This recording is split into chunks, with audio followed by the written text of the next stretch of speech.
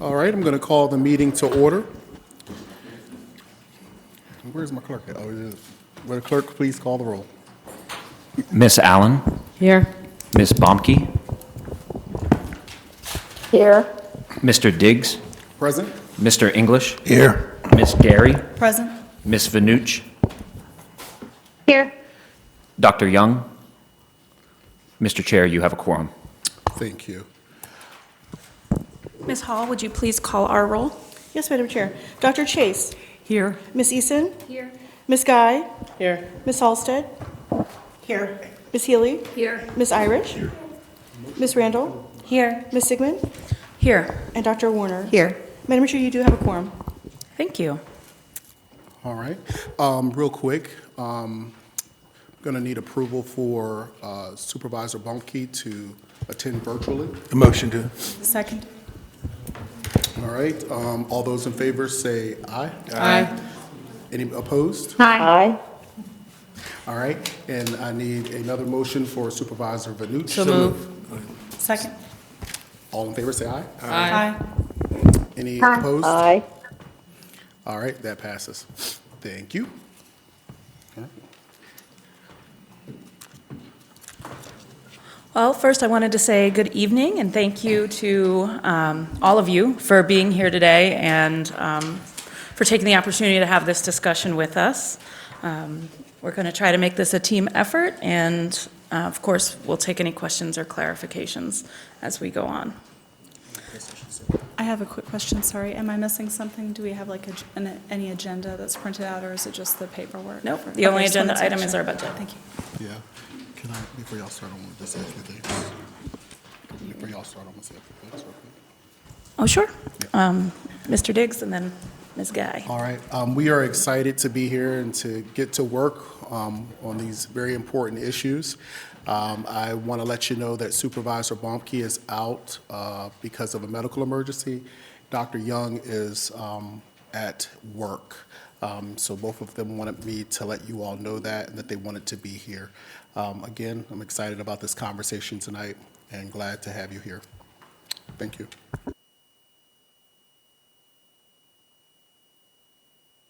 We could go to the next slide.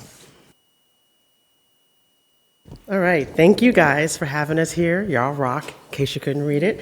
I just want to begin by thanking Mr. Ashton for pledging to support of the Drew Middle School and Hartwood Elementary rebuilds, as well as the renovation of the North Stafford High School Fine Arts Wing, which obviously comes from the Board of Supervisors helping us fund that. We also have the construction of High School 6, Elementary 18, and Elementary 19. And these are helping us meet the needs of our dedicated staff and our students, and recognizing that our buildings are a critical need for a school system to be able to thrive. We also appreciate you guys quickly providing the emergency appropriation that was required to repair Rodney Thompson after the water break that happened last year. The school board, as well as Superintendent Dr. Smith, are committed to a continued partnership with our county government. We need you guys to thrive. We need you guys to partner with us, and we absolutely appreciate the level of dedication that we're seeing from you guys this year. It's incredibly appreciated.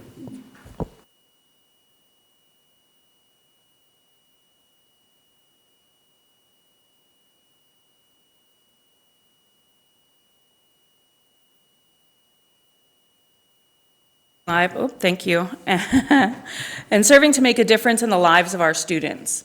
By working collaboratively with us, you've shown integrity and respect, a community spirit, and an opportunity for shared excellence. It is clear that both of our boards recognize the infinite possibilities that come from working together to support all of Stafford's citizens. We share common values and a commitment to our community. As you can see, our strategic goals are aligned and work together to create a stronger future for students and citizens alike. By ensuring meaningful post-secondary outcomes and supporting high academic expectations for our students, we contribute to the county's goals of economic diversification and workforce readiness. Our commitment to a safe and welcoming environment mirrors the county's focus on public safety and vibrant community spaces. Investing in staff aligns with the county's dedication to transformational leadership and governance excellence. And additionally, our shared focus on wellness opportunities and community partnerships enhance student success and overall community well-being. By working on the same page, we are fostering a county where education, infrastructure, safety, and opportunity come together to support growth and sustainability. With our joint values and the expectations shared in our strategic plans in mind, we have built our budget that ensures our investments align with the needs of our students, staff, and broader Stafford community. The funding request we are presenting today reflects our shared belief in inspiring and empowering every student, upholding integrity and excellence, and fostering a sense of community and opportunity for all. We created this budget to build on our strategic plan with the understanding that we are one Stafford. Our more than 5,400 employees are not just educators and staff. They are members of this community that they serve. 71% approximately of our workforce lives in Stafford County, contributing to the local economy and reinforcing the deep connection between our schools and the broader community. As you know, our 32,000 students make up 1 in 5 people living in our county. This is one of the highest student population averages in the region.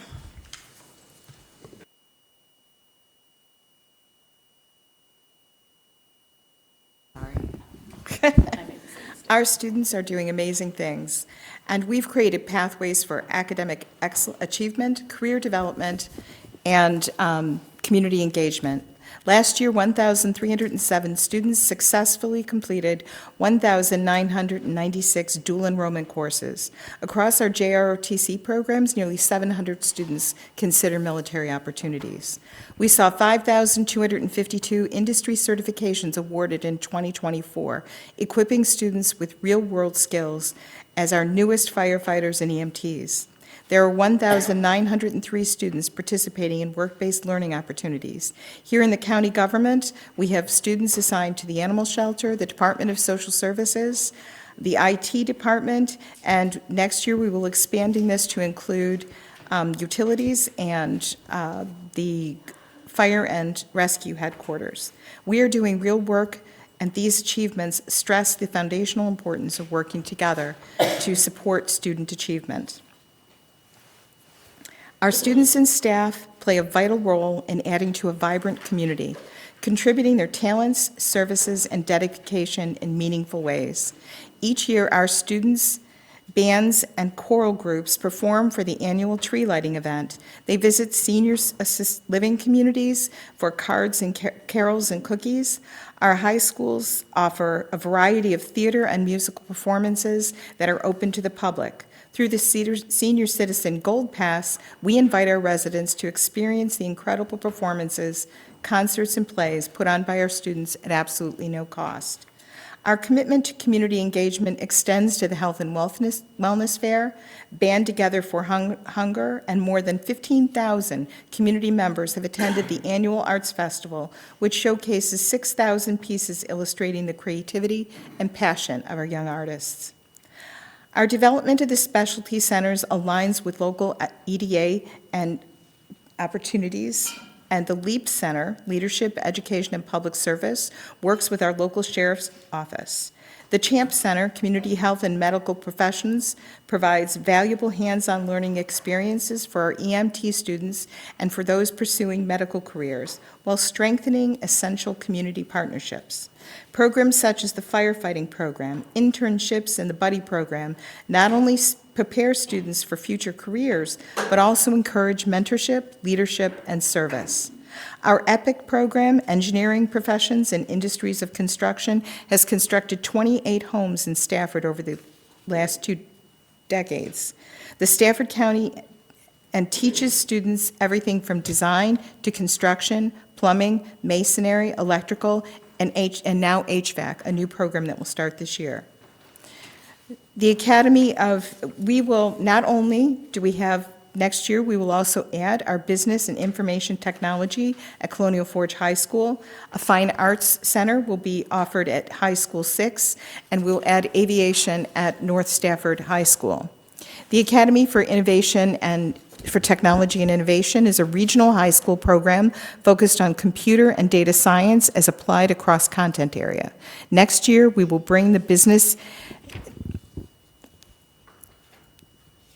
So next year in our business program, we will expand our opportunities for entrepreneurship, cybersecurity, data analytics, and business administration.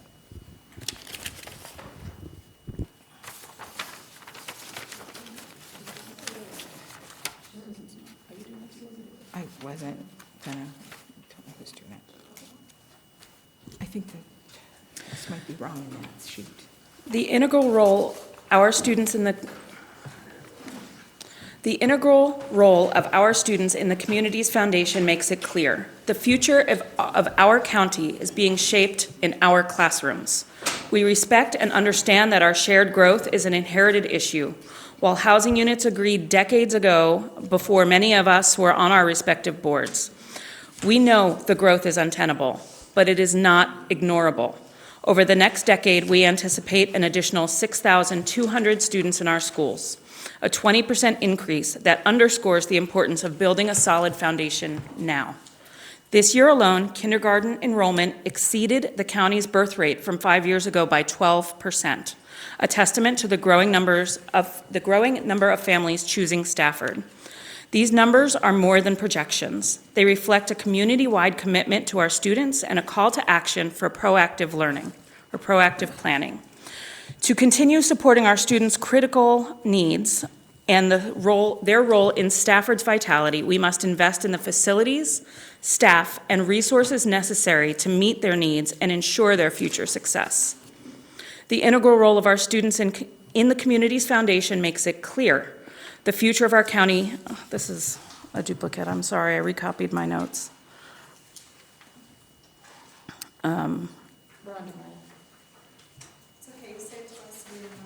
So, I apologize. It's been a long day. This funding request is focused on building our foundation and laying the groundwork needed to meet the needs of our students, staff, and community today, as well as preparing for the future. We've done a great deal of pruning and creative thinking, but the fact remains that we cannot do this alone. We need the support of our county and our community. With a rapidly growing student population, evolving needs, and an ever-expanding workforce, we must work together to ensure that every student has the resources and support necessary to thrive. As we discuss the specifics of the FY26 funding request, it's important to recognize the financial stewardship that has guided our work. Over the past 5 years, we have made strategic cuts totaling more than $5 million to our base budget, including $890,000 this year alone. Our commitment to efficiency is further demonstrated by the $20 million in cost savings for capital projects like High School 6 and the new elementary schools. These efforts show that as we build a foundation for the future, we remain responsible stewards for the resource you entrust to us. We've cut back everywhere we could, and we are presenting you with a funding request that includes only the essentials. I want to take another moment to thank Mr. Ashton for his support of our needs. Given the information as it was presented in our proposal, we will share with you how those funds will be allocated and share with you some of the unmet needs that still exist if the transfer into the school's operating fund is not increased. We appreciate your support of our needs. However, we need to point out that of the amount presented, only $5 million of that goes directly towards our operating expenses. We do plan to use the carryover funds to support the cyclical replacement of the essential learning tools like Chromebooks. We are grateful that the Board of Supervisors helped provide the schools these 5 years ago as we moved to one-to-one technology during the pandemic, so our kids could keep learning from home. From FY24, this also includes the replacement for classroom equipment and supplies, and we're also using carryover funds to purchase buses, something I think both of our boards could appreciate. So what does our proposed budget look like, and how can the county best support our shared learning community? To fund FY26 needs, understanding that we have already cut and we will have unmet needs moving forward, tonight we are asking you that you fund at least the $23.3 million needed to provide for our basic needs. This includes fully funding the Phase 4 teacher scale and Phase 3 of the service scale. Like your public service staff scale, which was corrected in just 1 year, we must correct our staff scales. You asked us to prepare a 5-year plan for correcting the scales, and we've done that. And we are now asking you to help us uphold this plan. As we get into our revenue forecast, I'd like to address our federal funding. Just under $33.3 million of our budget comes from federal funding. These funds support our Title I programs, our Littlest Learners and Head Start, school breakfast and lunch programs. It's important to know that we are monitoring the potential of any reduction in federal funding we could have in our current operations. Our anticipated revenue increase for FY26 consists of $18.9 million from the governor's proposed budget and $5 million from the county administrator's proposed budget. While this increase would bring our budget to $484.8 million, it is still leaving significant needs unmet.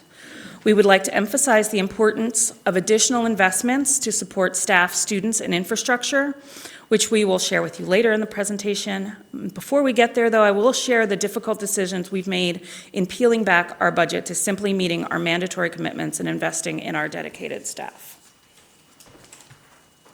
Our greatest asset is our people. Staff compensation and benefits make up 85.62% of our total expenditures. This demonstrates our commitment to attracting, retaining, and supporting high-quality educators and staff. Investing in quality staff is essential to meeting the needs of our students. In the following slides, we'll share with you just how far we stretch the remaining 14.38% of the funding request to simply meet our mandatory requirements. This budget represents a scrutiny of each and every dollar while respecting the work Dr. Smith and his team put into creating his funding request. Our staff are deeply important to us. To honor their commitment and dedication, we've added just 2.5% to Dr. Smith's budget to fully implement Phase 2 and 3 of, implement Phase 3 of our service scale and Phase 4 of our license scale, and increase the base salary for new teachers. But that's where additions end. From there, everything else in our budget addresses mandatory commitments and building safety.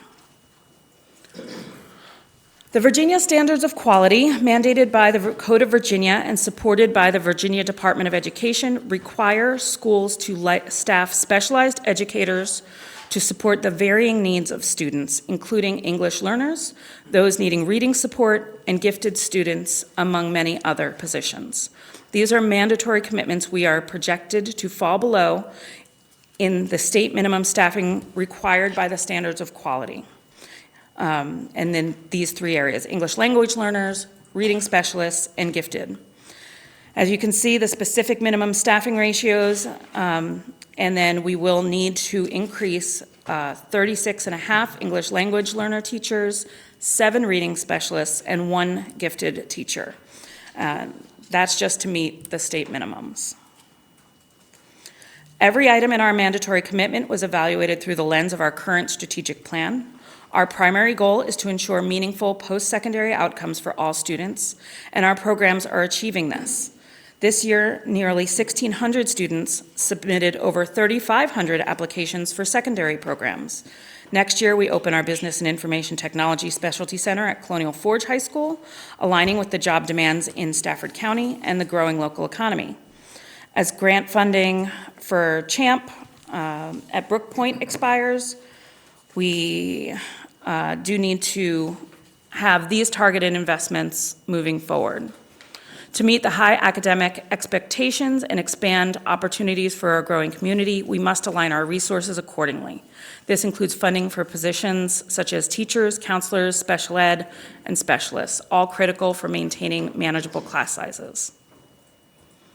Funds are also needed for academic supplies for both new and existing students. And these investments are essential to supporting both students' academic growth, and the overall success of our schools. As part of our strategic plan, we want every person who enters our facilities to enter a safe, engaging, and welcoming environment. We appreciate Mr. Ashton recognizing the importance of maintaining safe facilities with his proposed investment in 3R funding and in capital improvements. To do this, we must provide the maintenance and resources to ensure each of our spaces is operationally sound. This includes maintaining and repairing existing facilities, ensuring our buildings meet safety standards, and creating environments where learning can flourish. By investing in the physical spaces that house our students and staff, we are laying the groundwork for lasting success. We can go to the next slide. Our strategic plan focuses on a goal on investing and in supporting in all staff. Like the county, we are also experiencing the needs of addressing employee health insurance costs. In line with our goal, we are requesting an increase in funding for health insurance to address rising costs and maintain competitive benefits for our employees. Together, these requests demonstrate our commitment to building a strong foundation by investing in the people who are integral in the success of our schools. As we look at building that foundation, we must consider all aspects of compensation. I'm losing my spot again.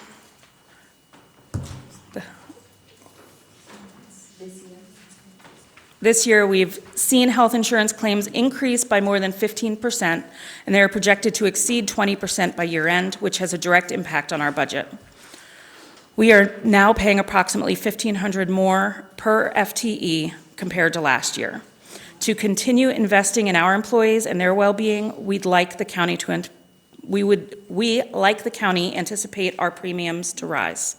To better understand these trends and plan accordingly, we continue to work with our health insurance provider to reduce costs and align our health benefits and premiums with the overall strategic goals of building a solid foundation for Stafford School's growth and success for the years ahead. Much like our public service scale, we have an instructional scale. Without providing 2.5%, we would see a negative impact on the stability of our scale. We are required to provide at least a 1.5% average increase this year to receive the state's share of the biennium budget. If we do not provide this amount of compensation, we will not receive the over $5 million in state funding. A significant amount of work has gone into correcting our scale. These corrections focus on a step scale of 3% between steps. If we do not provide at least an average increase of 2.5%, then our progress will move in the wrong direction. Our staff are the bedrock of our foundation. We must pay them properly, and we cannot value our service and licensed staff differently. Our commitment to compensating our staff fairly was demonstrated, as we said earlier, by fully implementing Phase 3 of our service scale and 4 of our licensed. We get it. Here we see and we share your struggle. We're in this together, working towards providing adequate pay on both sides. As you can see, in developing our budget, providing a 3% barely covers the cost of inflation. It means less as we too are seeing our health insurance premiums increase. There are also other funding factors to consider, to include money we would be losing if we do not fund our salary scales. We are not going to make anyone independently wealthy with our salary investment. This slide details the smallest potential impact for both teachers and service. Considering the smallest raise an employee would receive, and it assumes they have chosen the most expensive health insurance plan. In this scenario, you can see that a service employee may only see a $20 increase in their paycheck next year before taxes. That is a take-home of $240 over the entire year. We are already falling behind our peers and neighboring communities. Without adequate funding, this issue only gets worse. You will see here you see our teacher scale compared with other school divisions. We have highlighted the proposed salaries for our new teachers, those at midpoint, and those at the top of the scale. It's concerning that our new teacher salary has fallen behind our neighbors to the south. At the midpoint of the scale, we do surpass those divisions. However, we are not competitive to the school divisions north of us. We recognize, thank Dr. Ashton for doing the homework. We tried to look at the same counties that you presented in your funding request. So we just wanted to recognize that though you compared Stafford to Albemarle, Hanover, James City, and Fauquier, they do have substantially smaller school divisions than we do, and Chesterfield and Henrico are substantially larger. It was also worth noting that our main competitors here are Spotsylvania and those counties to the north, for those trying to avoid the commute. And our staff, like yours, deserve better, and our students certainly deserve better. We are often asked about our per-pupil expenditure. Unfortunately, the most recent data that can be provided by the state is from FY23. And while we've made some progress, so have other comparable divisions. We're happy to update and share FY24 information when we receive it. We're failing our students. Despite being one of the fastest growing school divisions, our per-pupil expenditure is significantly below the state average. At $13,678 per student, we trail the state median by nearly $2,000, and neighboring districts like Spotsylvania and Fauquier by tens of millions in funding. Each dollar matters. Small per-pupil increases translate to meaningful improvements in classrooms and schools, enabling us to provide the high-quality education our students deserve. Closing this gap is essential to laying a strong foundation for the future. What we are asking is not extravagant or exorbitant. It increases of 5.7% to 11.1% between FY22 and 25 have allowed us to meet critical needs. The 9.2% increase we are asking of the county simply maintains the bare minimum quality of education we are providing while providing funds to cover our mandatory commitments.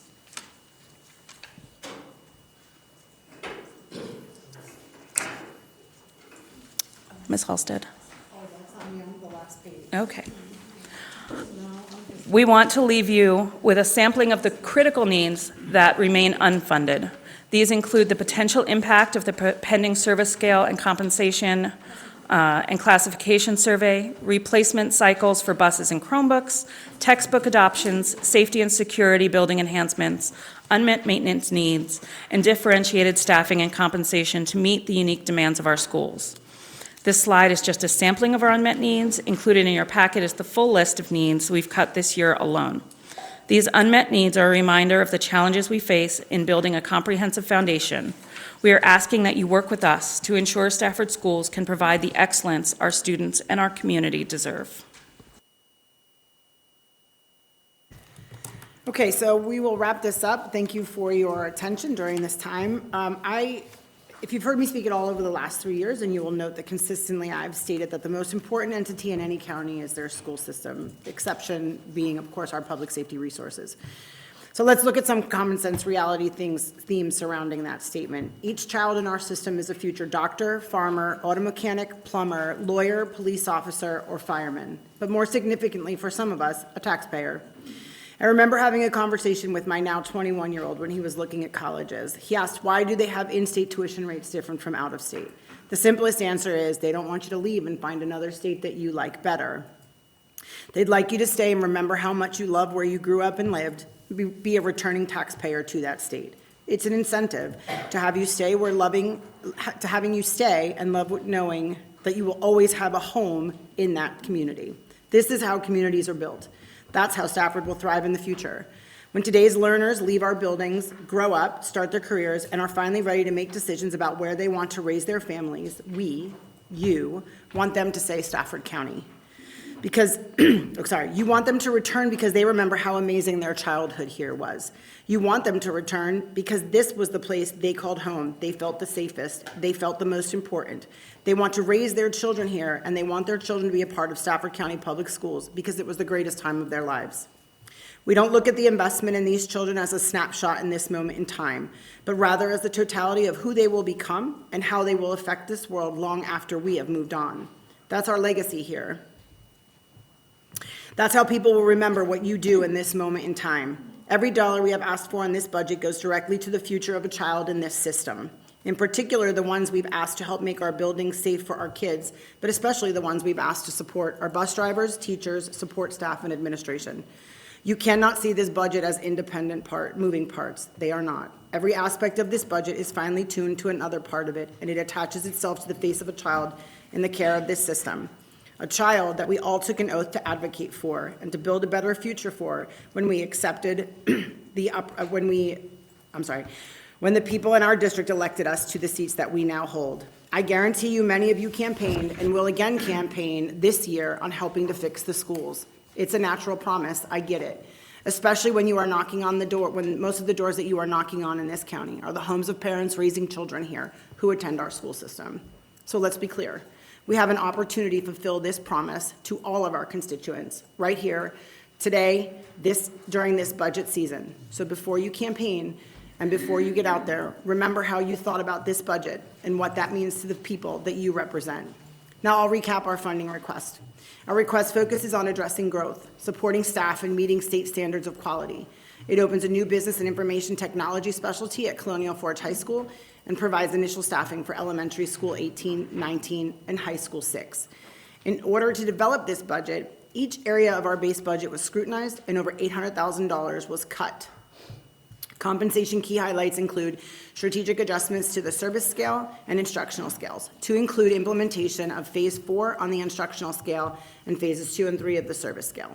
Overall, these funding requests will allow us to maintain essential services despite significant financial challenges. We are grateful to Mr. Ashton and the county staff who have been working tirelessly with the schools to ensure that so much of the county's budget is earmarked to support education in a way that everyone can be proud of. Please know that we see how hard you are working to help us get this all right.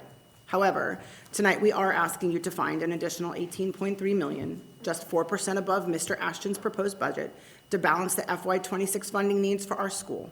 We appreciate your time and your consideration. So you all remember that. We'll pass out the quiz now. Kidding, but questions, comments, anything anybody would like to add that we didn't get to? Not everybody wants.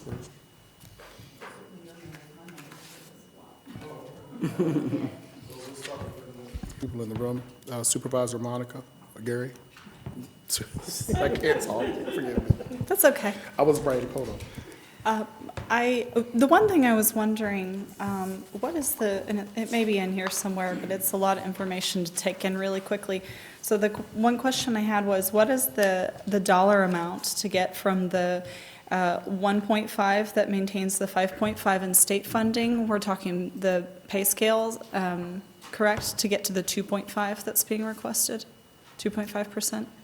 What was the delta there financially? Is that in the spreadsheet? But if not, we can certainly get it to you. We can come back to that. Okay. You good? Just write it down. Question right now. Supervisor English. I got a couple questions.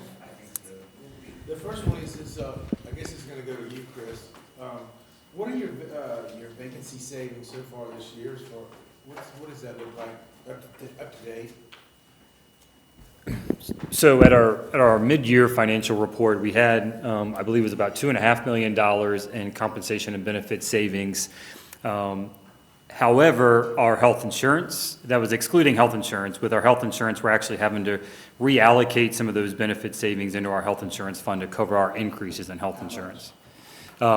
We're moving $1 million from our operating fund, but we're also getting another $2 million from our OPEB trust fund, and then we're using our fund reserve balance in our health benefits. So right now, our health benefits are over by about $6.5 million just this year. And I guess another question is, the contracts, I think you're contracting your custodial services out, is that what you're doing? Yes, sir. Is that a savings, or why are we doing that? And if you're doing that, so you don't have any custodians in the schools? I'm sorry. We have a few custodians that are grandfathered in from prior to moving to a contractor. I want to say it's single digits. I think it's less than 15 now. Yeah. So what is that contract? What does that cost?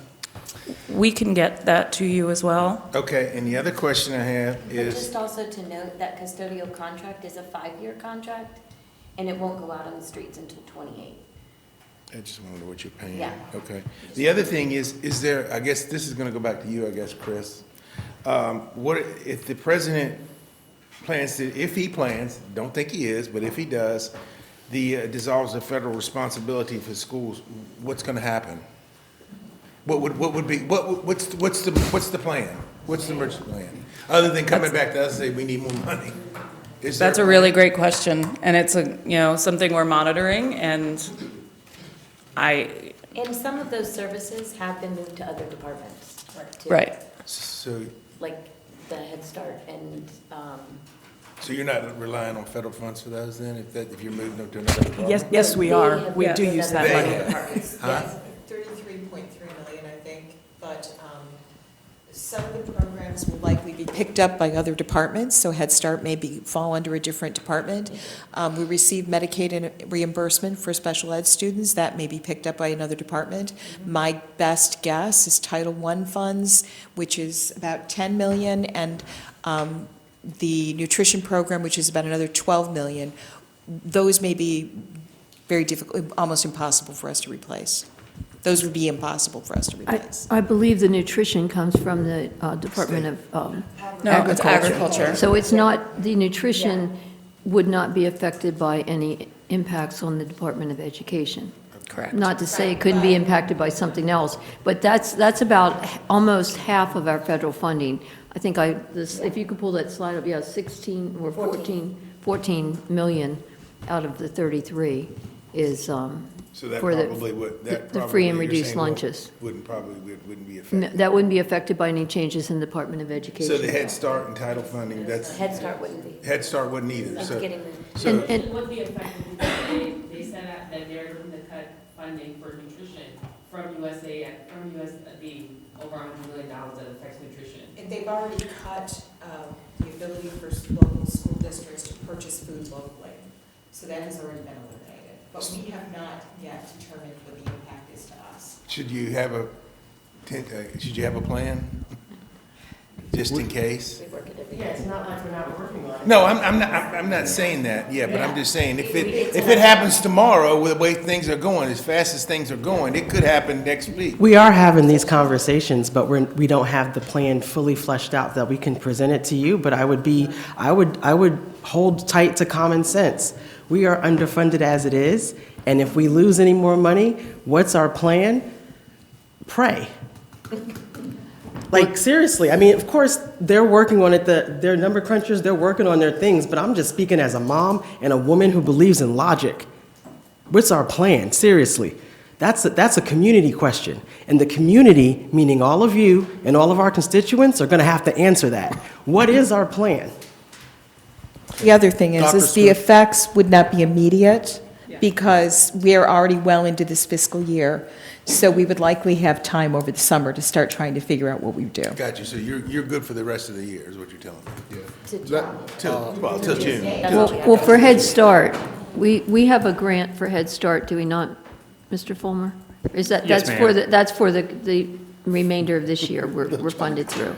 All right, Dr. Smith has something to say, I'm sorry. I was just going to add, we have an internal work group that's looking at this. We're trying to build out as many scenarios as we can. It's really hard to predict what might happen.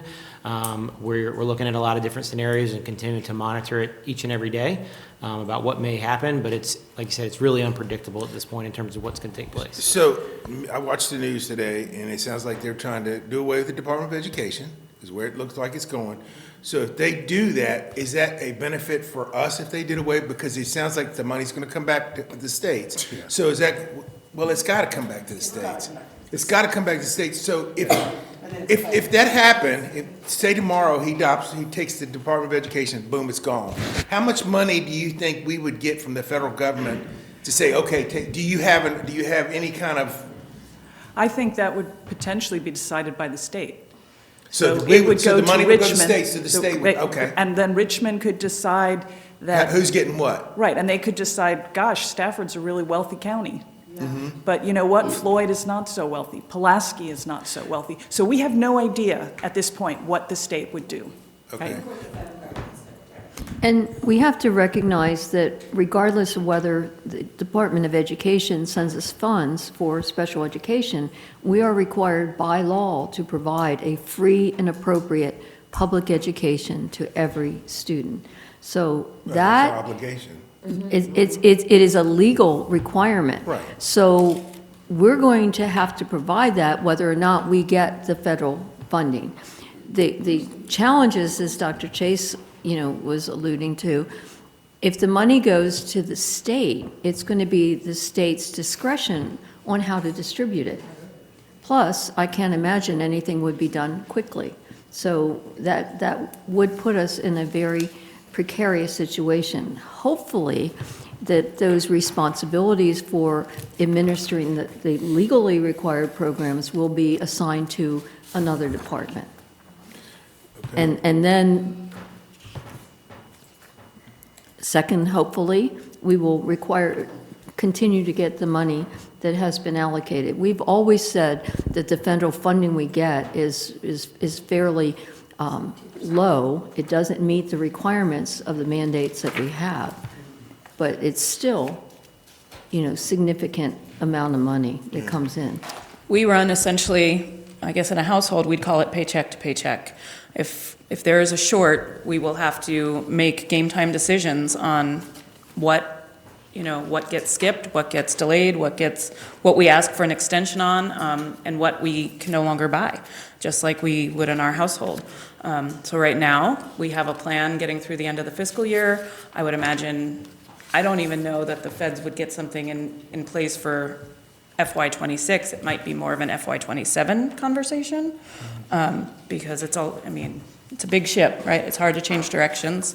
Not very nimble, but it is definitely something that we are watching and anticipating for. But that also makes it harder for all of us to plan, from our households to local government and everything in between, state government, everything in between. So we can only move forward with the best information we have and prepare to pivot and be nimble. I just want to say too, I think that what's important to remember is that the information is changing on a dime for a lot of folks, and what was said yesterday was maybe not the truth, or it's coming out, or somebody said something. So to Dr. Smith's point, until we have the absolutes, the only thing we have is the absolute ability to create a group that stays where we need it to be, which is focused on what happens if those changes are made, not continuing to speculate what would happen if it comes back down to the state. The state certainly has navigation. I do want to point out, I don't think anybody at the government level, maybe I'm wrong, maybe I'm still naive, is looking to mess around with our kids in that regard and to not feed them and to not whatever. That's at the state level. I think there's a lot of growing pains that are happening right now, and it behooves us to recognize what our local responsibility is to our communities and how we treat them and how we provide for them, because that's where our full investment is right directly in our neighborhoods, in our communities, and with our people. So to not cause undue panic out in the public over rumors and speculations and could-be's or nots. We can certainly form more working groups if we need to, but we're definitely aware that we need to follow what's happening and stay on top of it. And I think that it's important for us to have the discussion, but I think that we also really need to look at locally together how we're supporting each other, particularly what our request is tonight. Does that make sense? And I just want to say to Supervisor English, our desire to not state a plan isn't because we're trying to be vague or not be transparent or be honest, but I think you guys can appreciate if we say, if we lose X, Y, and Z, we'll do A, B, and C, but other factors may change as well, and we can't do A, B, and C. So to come and say, this is what we will do, and then we have to pivot or change that, I'm just going to say it, we're constantly getting attacked, and people aren't going to believe, well, this is the best thing. Well, you said it was that. So it is not prudent for us to say, this is what we are going to do, especially when it is so, it's just really hard. Cutting is hard, and we don't know what's happening from day to day. And Everything's I would like very to, much in flux. I'd just like to share, I was talking with one of my constituents yesterday, and he was very upset to think that our students had such poor outcomes, given that we spend $40,000 a year educating our students. And I then had to explain to him that I don't know where in the news you heard $40,000 a student, but here in Stafford, it's about $13,000 a student.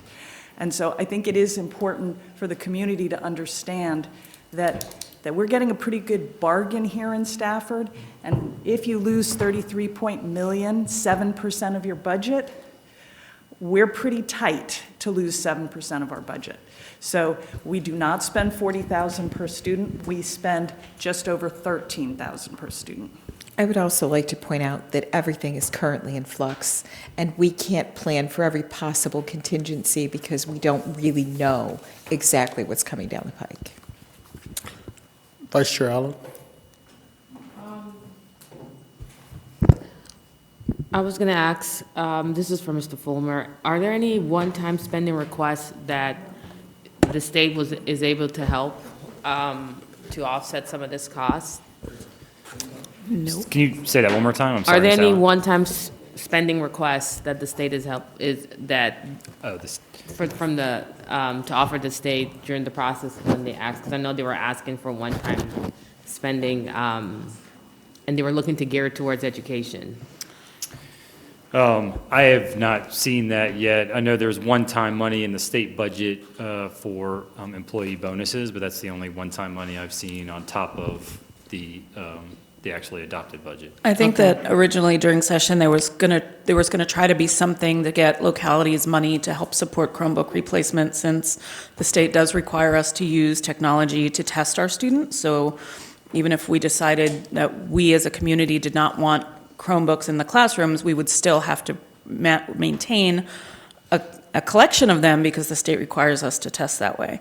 To my knowledge, that did not get very far. It's certainly not in the budget, and it's not in the plan to provide any additional funding for those type of cyclical replacements. But we hope in future it might be. Okay. And these next two questions is more so because there's a lot of misinformation going on. We've already encountered at some of our meetings in the budget process that even before it started. So I just wanted you guys to set the record straight and kind of explain to the community while we're both here. One was about, the maintenance contract for our janitors. And I remember the process. I don't know what the final number was, but to my understanding, the contract that went out was the lowest bid one. Was that correct? No, it would not be the lowest bid. But one of the, Yeah, so we went through an evaluation process, and so there were minimum requirements for that bid, including minimum pay for the custodians. And so that was evaluated as part of the review of all the solicitations that we received. okay, and so, but you don't have the number yet, you said, on what that contract was? I don't have the specifics now. Okay. If you can pass that on to our staff, that'd be great, because one of the questions we got was, why are we giving contracts out? Well, why are the schools giving contracts out and not having it be as low as possible, or some other type of wording it was worded as?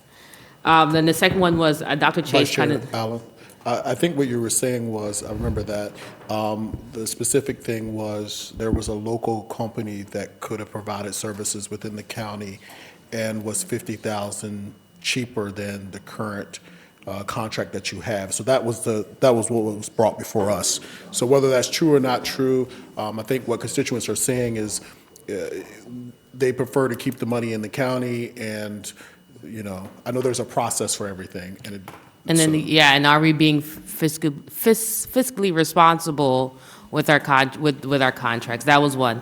And so obviously, as you said, you'll get that back to us. And then the other question is, Dr. Chase kind of started to answer that question, is this idea of, well, obviously, one, the number was off with how much our per pupil was. It was way more than the 13, but people are saying that, why are we spending so much money, and our SOLs and our metrics don't correlate. But this is obviously with the assumption that we were spending $40,000 on students versus 13, but. And the national average is 18,000. So we're 5,000 below the national average.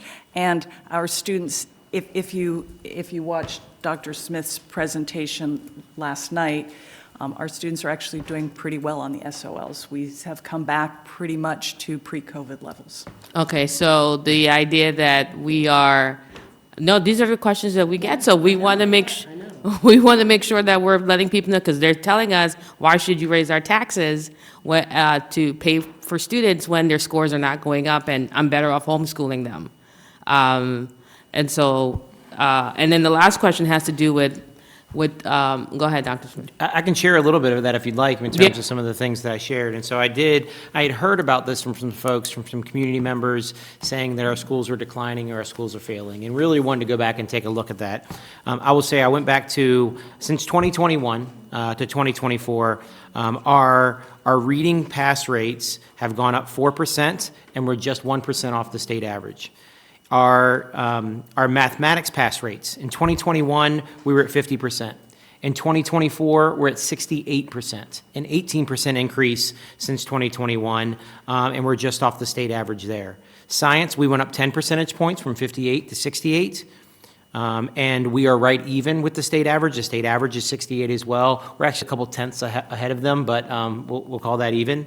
And then social studies, history and social studies, we went up by 9 percentage points, and we're 1 percentage point off the state. And so we have seen improvements across the board when you look at that. I also highlighted how we have recovered to pre-pandemic levels in terms of early literacy, specifically with our students with disabilities and our English language learners. And we've also seen some tremendous increases in the opportunities we give kids to achieve college credit through dual enrollment, AP courses. We are now past pre-pandemic levels and achieve higher in some of those areas. With kids not only taking those courses, but actually getting college credits for some of those. So there's probably a little more into that I shared last night with our board and the community, and happy to share that with you as well. And I think the Board of Supervisors gets some credit for that. The last 4 years, you guys have really stepped up in terms of your funding of our school system. So I guess that goes towards answering one of the questions to our constituent was, one, the schools are doing less with more. And when we did increase funding, as you can see over the last couple of years, yes, they're doing more with less. Excuse me, thank you, Supervisor Gary. They are doing more with less, as some of the constituents have said. Why aren't the schools doing more with less? They have.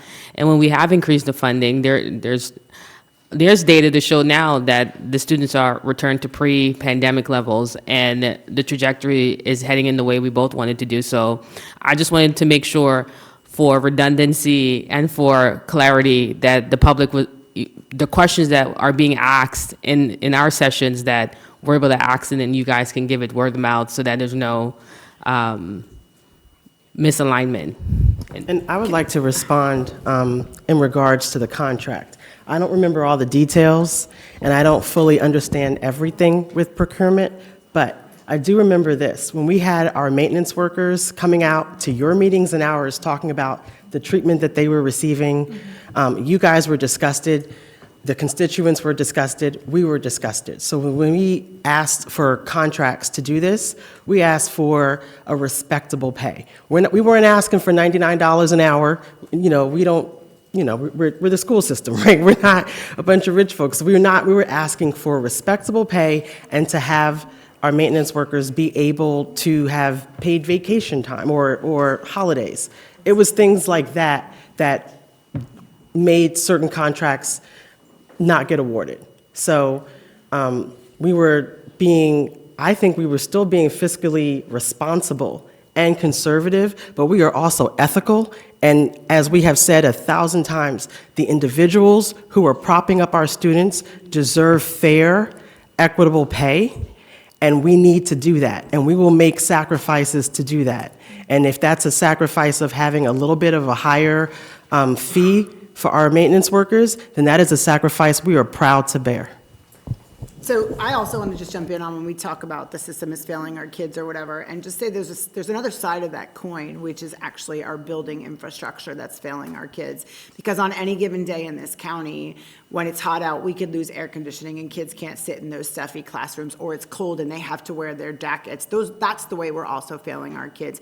We can't keep up with the amount of damage that these buildings have acquired over the course of time because we're constantly coming up with some kind of MacGyver situation to duct tape with a pencil and whatever to save $1. It is penny wise, pound foolish to continue to think that we can maintain any semblance of fiscal responsibility by continuing to approach the projects the way we do. If you watched the school board meeting last night, then you heard Mr. Towery explain that we just gave money over to Rock Hill, which we had taken away from it to begin with. 2 years ago. right, to handle other projects. Now we're gonna go back with the little bit that we have to try and fix some of the issues, but because it's still not enough to fix that project, we have to take out old sinks, put in new stuff, put the old sinks back in to save money to do it. I can't even begin, like, for me, it's not only fiscally irresponsible, it's, I don't even know how to explain it, morally reprehensible, because at this point in the game, there should be no way that we should have to piecemeal every single solitary project that we go on. Today, we're gonna work on pipe A. In 3 years, when the cost is $10,000 more, $100,000 more, we're gonna work on pipe B. That is the way the school system has functioned over the years with the money that's been allotted to it to account for the aging infrastructure in these buildings. Those are the ways that when you start to look at failing our students, those are the ways we're failing them as well. So it's not just one side of that coin. There are two sides to that coin. And I recognize the fact that we see some of what folks are complaining about in terms of the kids and the scores or whatever. But please remember solidly that 90% of the SOL mandates are not ours. 91,000% of the SOL mandates are not ours. We don't come up with those rules. Kids are allowed, the data and the infrastructure behind all of that stuff, I suppose, was designed to help support and build up school systems. It's just not consistent enough for us to get a variable out to you that actually can make sense on a regular basis, particularly to people who aren't part of the system. We also lost a lot of teachers in COVID, a lot, who just left the industry. So when we talk about staffing shortages and teachers and licensure and trying to bring our kids back up, that costs money. It costs money to bring the qualified people here, to bring the people to our academies. They're gonna uplift our kids and give them hope for the future, right? I want professionals out of their industry coming here to support building these academies and helping our kids. That's money. Yeah. Supervisor Vernucci, you'll be up next. So I'd like to just add on a couple things to what Ms. Halstead said. One of the things that we talked about, the Rock Hill project that we had to pull and then put it back on, but not to the entire amount. We piecemealed money from other savings. So we are working for that. Savings off of other projects to include $52.79 that we saved off a project and moved to help the Rock Hill project. I mean, those are the kinds of coins we are pulling out of the couch cushions to try to do the right things for our schools. The other thing I would also like to say is yesterday we had a student meeting with all of the leaders in all of the 5 high schools, led with Dr. Smith. And one of the things that I will say that was said really well by the students there, when they were asked what was done well for them in their time with Stafford, to them was the opportunities.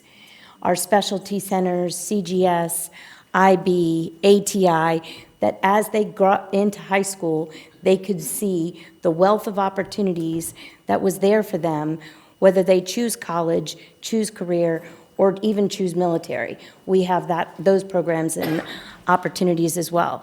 So I think if you, again, in speaking like what Dr. Chase was saying, that when you look at what has gone well with the students and then the funding increases that we've received from you all in the last few years, that's been helping us to give students, I mean, they're well aware of the opportunities that they're getting from us in this county. But that was because we had a partnership with you to increase opportunities for our kids. So that is a thank you.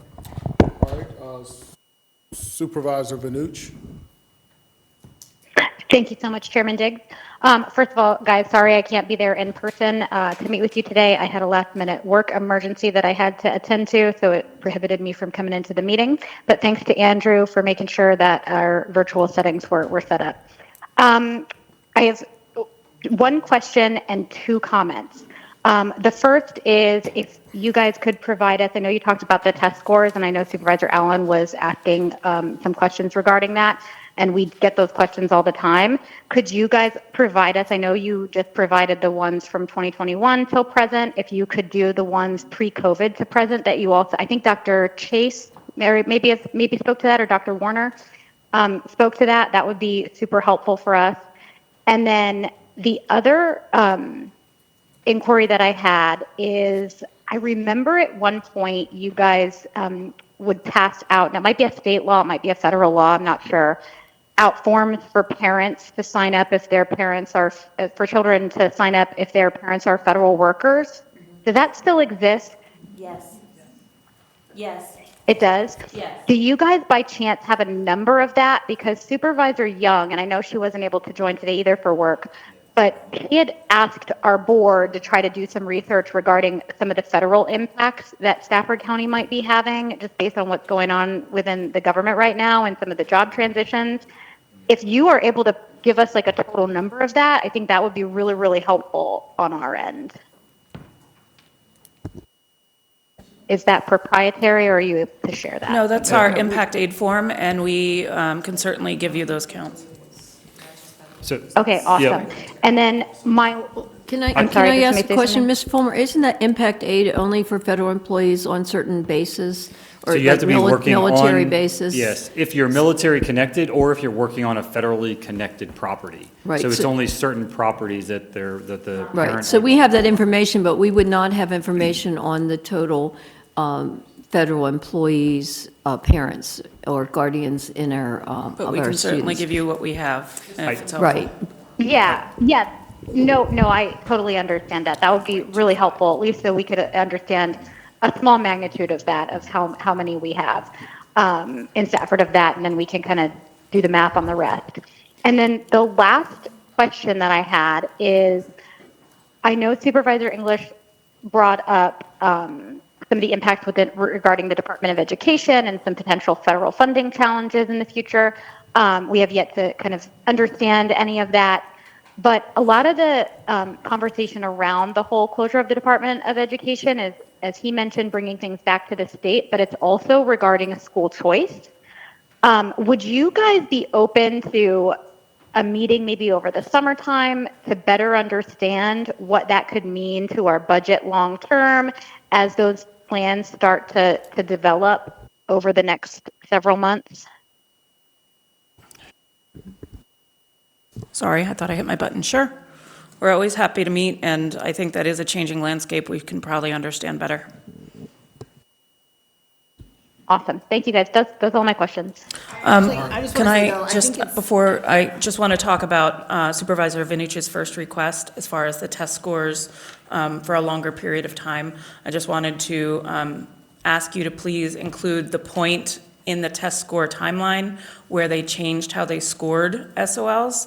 As a parent, I remembered that they changed essentially the metric by which they considered pass and fail.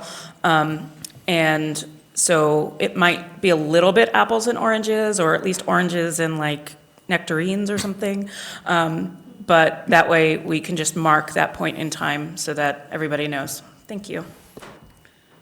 Sure. I just also want to caution that even any discussions that are surrounding school choice, the variables that will go into any of those calculations are literally just going to be shots in the dark, right? Like we can't, and to Ms. Guy's point from earlier, like, we seem to every year get pigeonholed into, because we said something, God forbid, anything changes, there's no flexibility for us to be like, well, we were trying to get you a solution, an answer. There has to be wiggle room to understand that A, things change, B, we're telling you what we know at the time that we're telling it to you. If it changes the next day, that is absolutely possible. So I am happy to come to any meeting that we hold. I clearly do all the time, so I will always welcome the opportunity to discuss it, but we need to be really careful moving forward what we start to speculate on, and what's reality and what's changing, and what this school board is going to be held accountable for that we don't have the answers to. Okay. Chairman Diggs, whenever Supervisor- those online are finished. We'll if I come may. back to you, yep. And I think I shut Supervisor English down early, so he's mad at me, so we got to go back to him too. But Supervisor Bonke. Yes, thank you so much. I apologize. As Chairman Diggs said that I cannot be there in person, but I'm happy that I'm here online. I have two questions. The first one, I believe that the Chromebooks are still used only in the elementary schools. If somebody could just state that that is correct, and That what is is the not useful correct. life of the? We use them in Okay, are they used at every in middle level, school? and they are about a 5-year lifespan, if I recall. So we're coming up on that big birthday. We have reduced, not all students take them home anymore. Some schools just keep them, elementary school in particular, they do keep them in the schools, and the students pull them out to use them as appropriate for whatever they're working on. Middle schools have a little more usage time with them. A lot of middle schoolers do not take them home. It's our high schoolers that have essentially Chromebook access 24/7 and are allowed to take them with them. Oh, okay, thank you. I appreciate that. I wasn't aware of that. And then I have a question for Chris Fulmer as it relates to salary lapse. So I believe this year we had, and typically it seems like the schools have about $6 million left over at the end of every year. And then you come back with projects and anything that's a one-time expense and ask for a reallocation. Over like the last 5 years, what would be the average, or the salary lapse that you have built into the budget, and what are you projecting in fiscal year 26? Sure. And so, just speaking of the carryover that we have each year overall, and that takes into account revenue and our expenditures, obviously. And so at the end of FY '24, we had about $6 million left, which is actually the highest amount we've had probably in 8 to 10 years. Every year prior to that, it's been in the 2 to 3, sometimes 1.5, which is less than like 1% or close to 0.5% of our budget. So that is budgeting very, very tightly.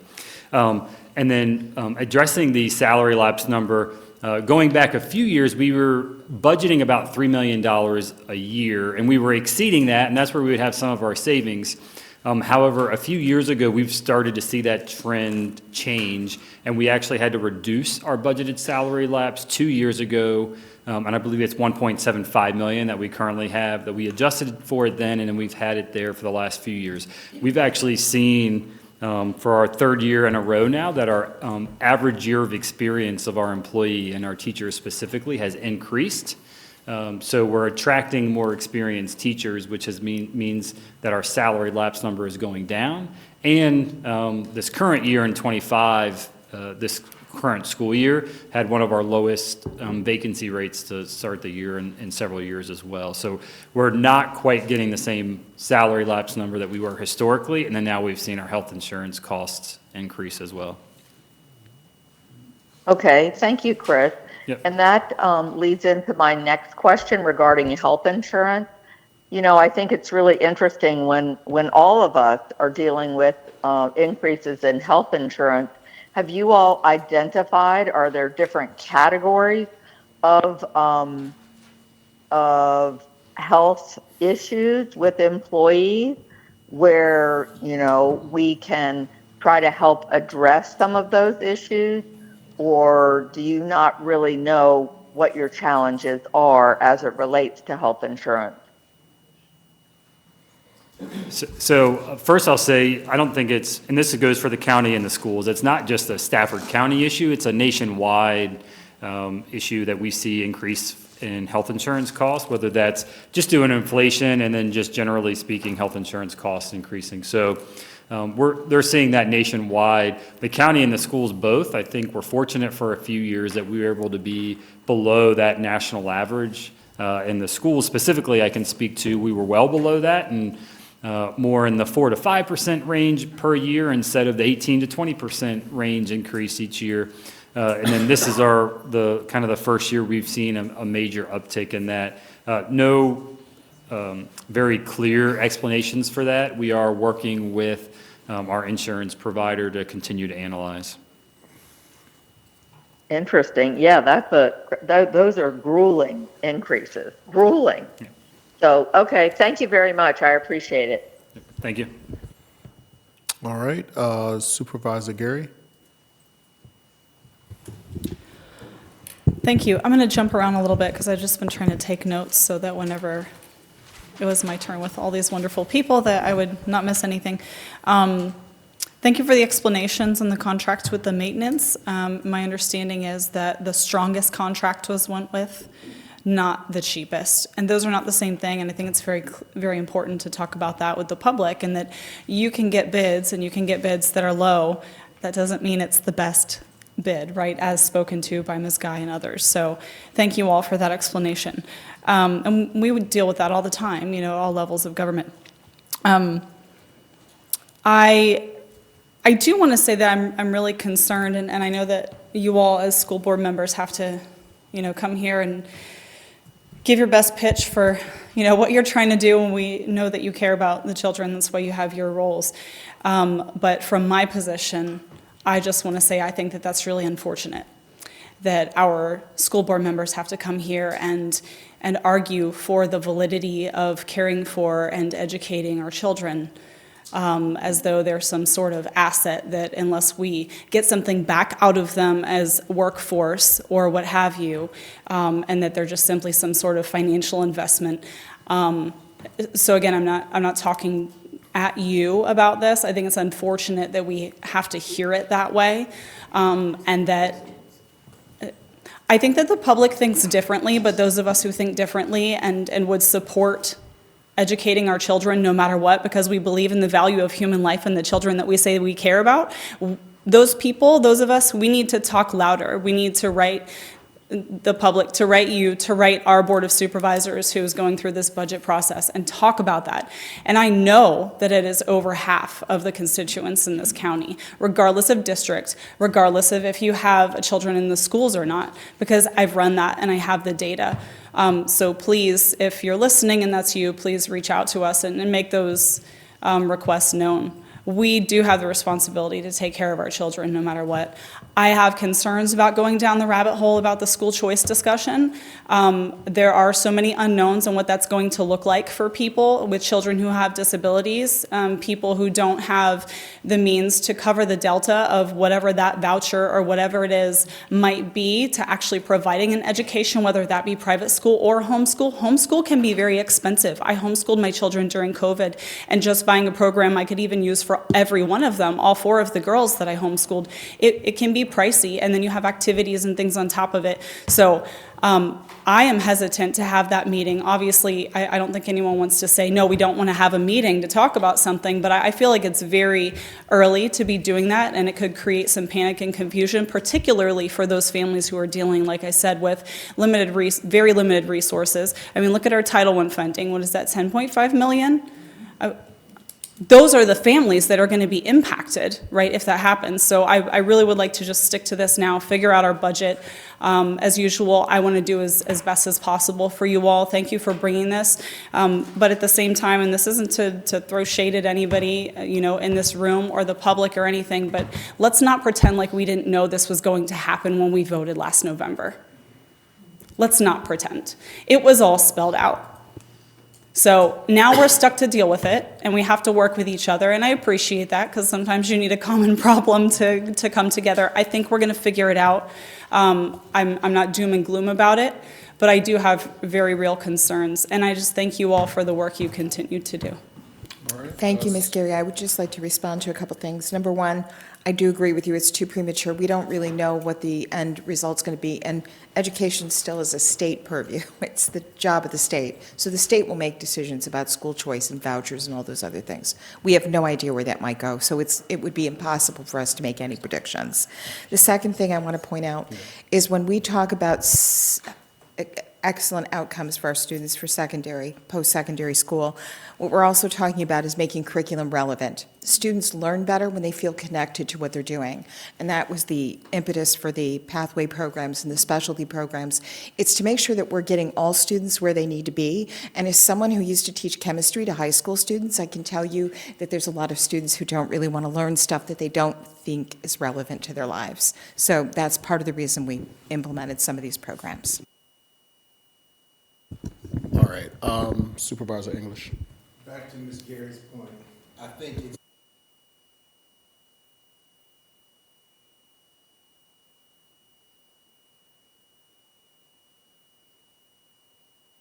everybody's got to come here and see where we're at and see where we're talking. So I think that was probably shouldn't be said, because it's I not didn't that tell we're anyone getting. not to come. I was Huh? telling them to reach out to us. I understand that, but I think that was I took it wrong. misunderstood. Well, I think we owe it to our constituents. Anyway. I agree.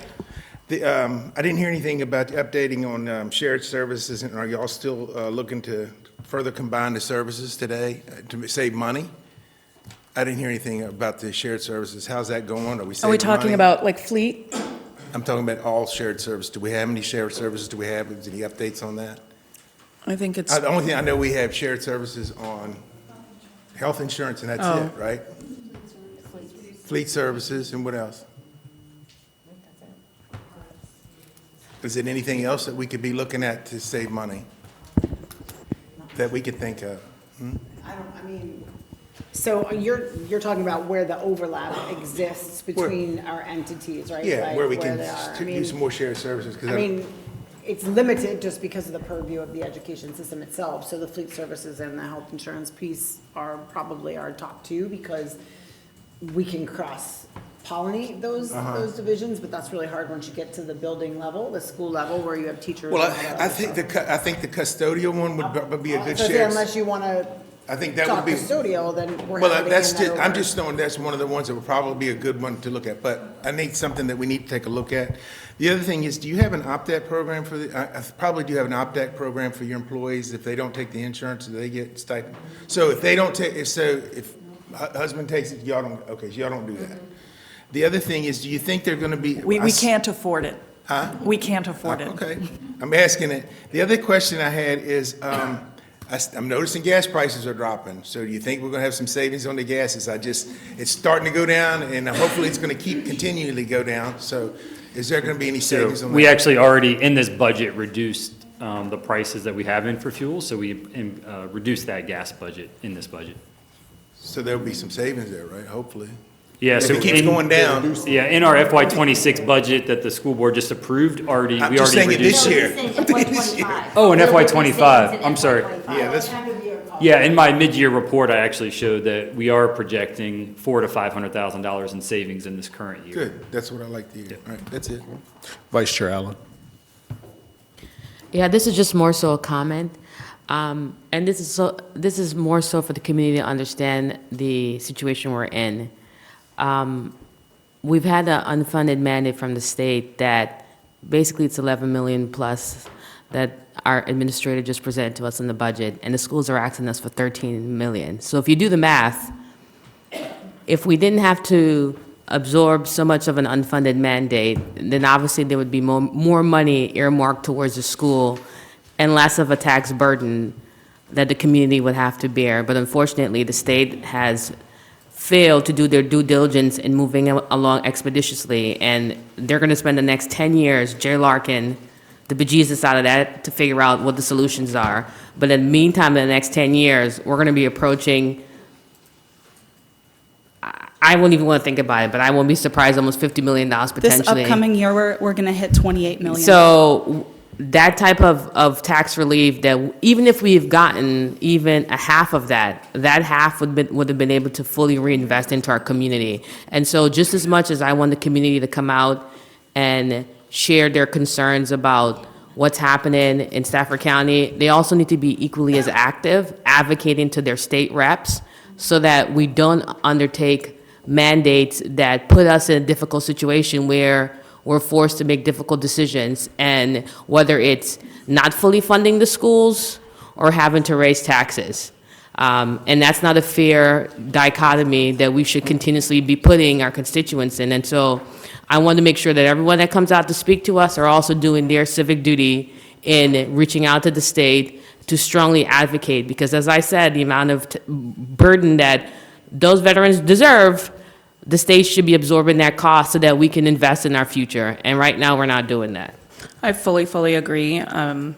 We talk about, I guess I just want to say that we talk about difficult decisions, and for a lot of this, the school division does not have a difficult decision. We have to educate every student that lives in our community that wants to enroll in our schools, whether we get the money or not. We have to provide the right teachers at the right ratios, for the right class size, for the right needs, whether we get the funding or not. So it is a difficult decision in Richmond and in Stafford, but at the end of the day, we still have to deliver what we've outlined in here. We're trying to do that with the teachers we have and the other ones we can attract. And we don't have an option. We do not have an option to raise our own money. We do not have an option to decline to enroll. We do not have an option to decline to hire people because the state says we have to hire them. So, and I know I'm preaching to the choir, right? Like, I know that you guys understand that, but I need you to really remember that as you're making decisions. Like, we don't get a choice. And I know, I'll just stop there. All right. I'd like to piggyback on that comment and talk about the cost of competing adjustment, which is something that comes from the state. And we get 25% of the amount that the Northern Virginia counties get, starting with Prince William. And there was a proposal by several of our state representatives this year to increase that amount. It didn't make it out of committee by one vote, as I understand it, and one of our representatives who represents... Call it out. Who was it? It was King. Ms. King, Delegate King, who represents a significant portion of Prince William, and a very small portion of Stafford, voted against it, or didn't vote. I'm not sure which. But if we had had that one more vote, it could have come out of committee. And at least it would have had a chance to be considered by the legislature. And that's something that could have brought in a significant amount of money to Stafford County that would not have cost the local government money, but it would have given us more resources to be able to fund some of these mandates that we have that are currently unfunded. So I want to thank the supervisors for your lobbying for us to get that cost of competing, and the staff on our side that works so hard for that. We made the point, as we do every year, to our representatives, state representatives at our legislative dinner, but I'm not sure why, but Ms. King was not able to attend. I'm hoping that she will be able to attend next year, because I don't recall any time we've had our legislative summit, I think we call it now. Miss, can I that piggyback we've what you're had it. saying? Can I piggyback on Oh, what you're sure. saying? Well, anyway, that was just, my point is just to follow up on Ms. Allen's. We have mandates, there's potential resources, potential relief, but it's in the hands of the state. And the state has to make that decision. And if we don't have our representatives supporting us on that, how can we expect to get the rest of the state to do so? I would also like to mention that Senator McPike had a bill to try to recover some of those monies that have been lost through the unfunded mandate, and especially in high-hit communities like ours. And I don't think that got out of committee either. Supervisor English. I would like us to send a letter from the board and from the school board to Ms. King and ask her why she didn't vote for that. I think she needs to answer why she didn't do that, put us in a position. She is representing part of our constituents. And what? Respectfully, I don't think that is a move that my school board should take.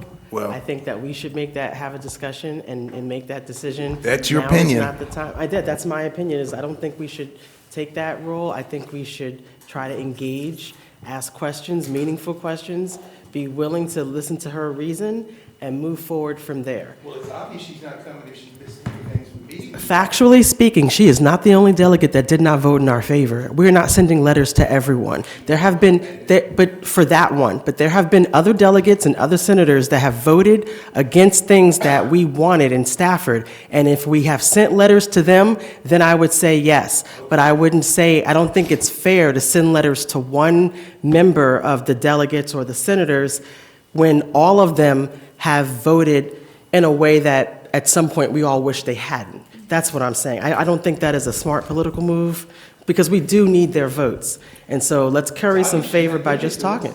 Well, And so we hold can on. So figure I it think out. what's upsetting in that statement, though, is that we do need their votes. It's upsetting to me that we would think that by standing up for and advocating for our people, that they would vote against us. That's what we're here for. That's not what I'm If I saying. may, I don't want to cut you off, but I feel like I have something I can kind of give to this that will be helpful. May I? Okay, but really then can I quick? finish? Okay. I'll be really fast, thank you. I actually spoke with Delegate King when I went down for local government day with VACO with Dr. Young and Supervisor Baumke. We sat in her office, sorry, I didn't speak with her, I spoke with her later, but I spoke with her aide. They're actually very supportive of education funding. I think it would make sense for us to reach out individually, whoever can, we can just call her office and find out what were the reasons, like Ms. Guy was, oh, okay, so she has, right? And we can as well. I believe I understand. We can always reach out and do those things. And I think getting in a back and forth here, we have to work together. Politics is very toxic right now. I think if we in this room can figure it out, then that would be beneficial for Stafford County, and I think we can figure it out. We could start mudslinging, I don't want to do that, but to be fair, we had a bipartisan bill last year that went through about school construction, just to give the choice to the voters, and it was vetoed at the governor's desk. So I think that right now, we can maybe pull back from that. Obviously, you have some things to say, but maybe we can pull back from that a little bit and just focus on how are we going to solve this here now instead of starting to throw some stuff around. I want to get to your point, but now I have a question, right? So, do you two know why she didn't vote? Because did you both talk with her? I spoke with her, I spoke with her, and I am not going to publicly say it right now because I don't know how to frame it nicely and politically correct. It's nothing bad. I just don't want to say it and then someone take it and run with it. I've spoken with the superintendent about it. I have spoken with the chair about it. I do believe moving forward that this won't happen again. And I think we can, I can have them write it and make it nice, and then you can send it, they'll send it to you, and then they can send it to everybody. I just don't want to have someone take my words. Y'all know how I put my foot in my mouth all the time. I don't want to do that with our delegate. Do you understand what I'm saying? And I would say for me, well, no, you speak. Well, for me, we sat in here, we did this big fancy dinner, and we all did the summit, whatever you want to call it. And I would remember sitting there feeling like this is a waste of time. I'm sorry, that's how I felt. That's just the truth. Because we're sitting here, we're eating this nice food, we're doing all this talking, and then for her to go down there, or any delegate that represents this community, to go down there and to vote against what we sat here and spent our time talking about, it's just really hard to understand. So I look forward to that, but I get very frustrated. If we're going to come together and we're going to meet, then we need to be productive. And I thought we did a really good job, even having our lobbyists, or whatever you want to call them here, explaining the pressures that we're feeling here in Stafford. And so I'm just hoping that, because I sent a message out right here, that like I want answers. It doesn't make sense to me that we come together, time away from our families and our other commitments to talk about our issues, and then they go down to Richmond, any of them, and vote against our interests. So, and I fully agree with you, and I just want to make my point clear because I think you misunderstood me, and I just want to make it clear. I'm not saying that we shouldn't do something like that in the future, or that's not a good look all the time. What I'm saying is she is not the only delegate that voted against something that would have benefited us. And so all I'm saying is the energy that we have right now for Delegate King, where is that energy for the other delegates that represent Stafford and the other senators? Because I've not seen it. She is not the only one that has voted down something that Stafford schools asked. And I think it is disingenuous of us, I'm not talking about Supervisor English, because he's not in our mix, but it is disingenuous and not smart for the school board to sign off on that when we don't have that energy for the other people who are elected to serve us, and they didn't. okay. So I think that goes to a few things, but to Ms. Allen's point, advocacy at the county level is important, but no one pays attention to what's happening at the state level or during the General Assembly sessions. And I cannot stress enough how important it is for you to actually understand the impact of state government-led decisions. I was recently at a meeting and they did a whole rundown of the bills that were pulled, that were partisan-based, because we weren't going to let those pass. Could be both sides of the fence, I don't know, I didn't dig that deep into it. But at the end of the day, decisions are being made that affect our lives in ways that we are paying for, and then we're mad and we're angry and we come here and we don't do the work that it takes to make sure that it doesn't happen. To the point of the COCA that we're speaking about now, that was a hard slap in the face, because for 3 years we have been asking, and we hold the legislative summit as well, and we beg for the COCA, we beg for the support cap, we beg for ways to get our teachers the recognition and our support staff the money that they deserve. And Ms. King was the only one that hasn't shown up in 3 years. And she does represent Stafford County. And whereas Delegate Cole sent his chief of staff guy to us, Abigail Spanberger, she sent her, I think it was his chief of staff or whatever she was too.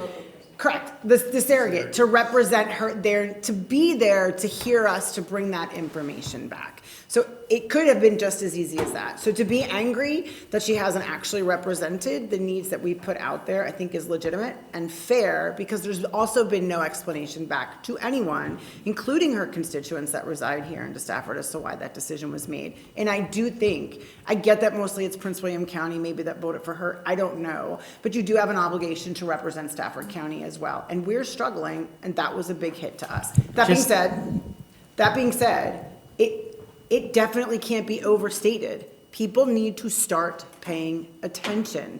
Start looking and demanding from all of your representatives. I don't care what side of the aisle they sit on. These decisions are impacting your life.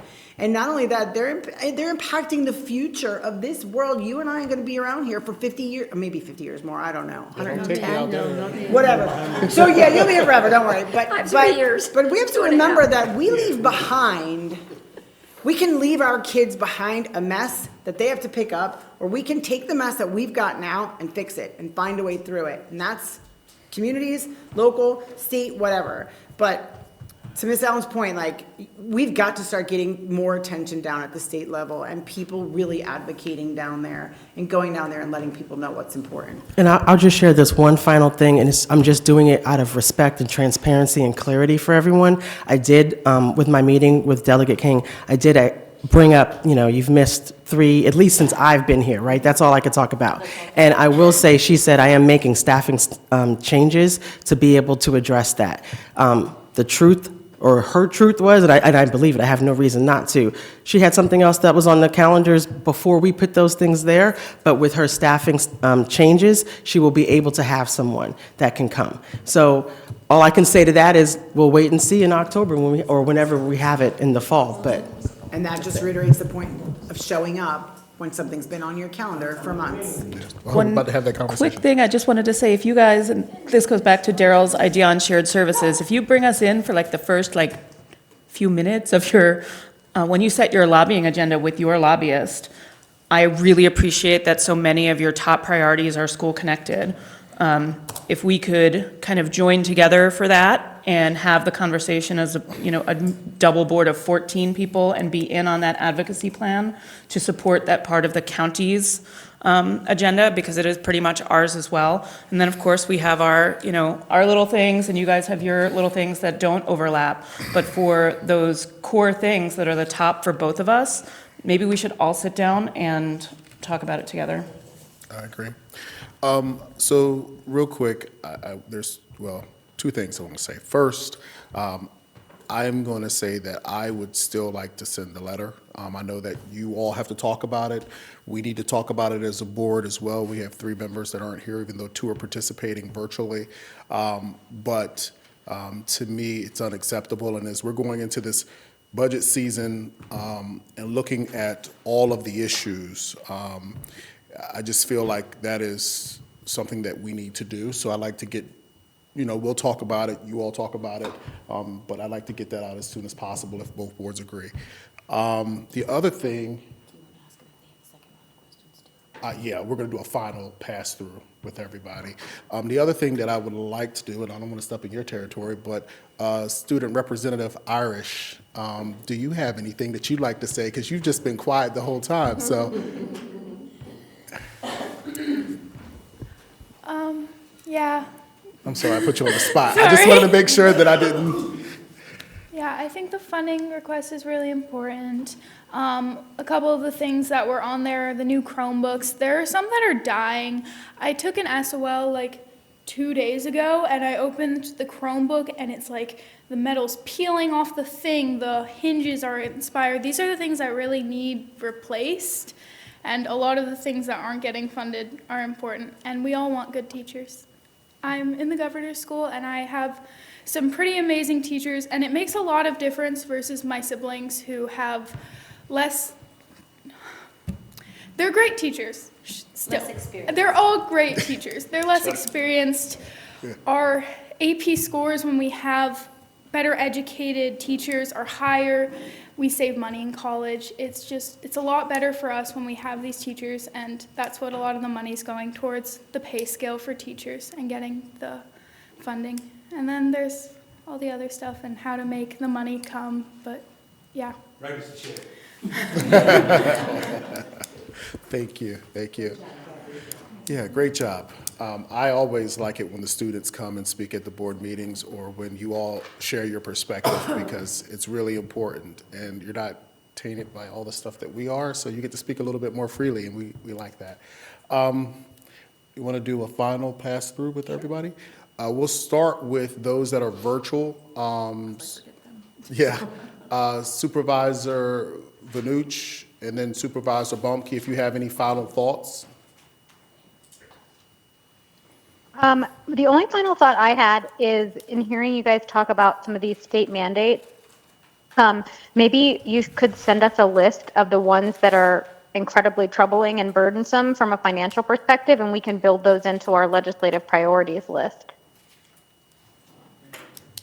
You don't have to decide now, but it might be helpful as we, look at elections next year in the General Assembly and trying to reach out to these folks to change some of these state mandates. But that's all I had. Thank you. Supervisor Bumke.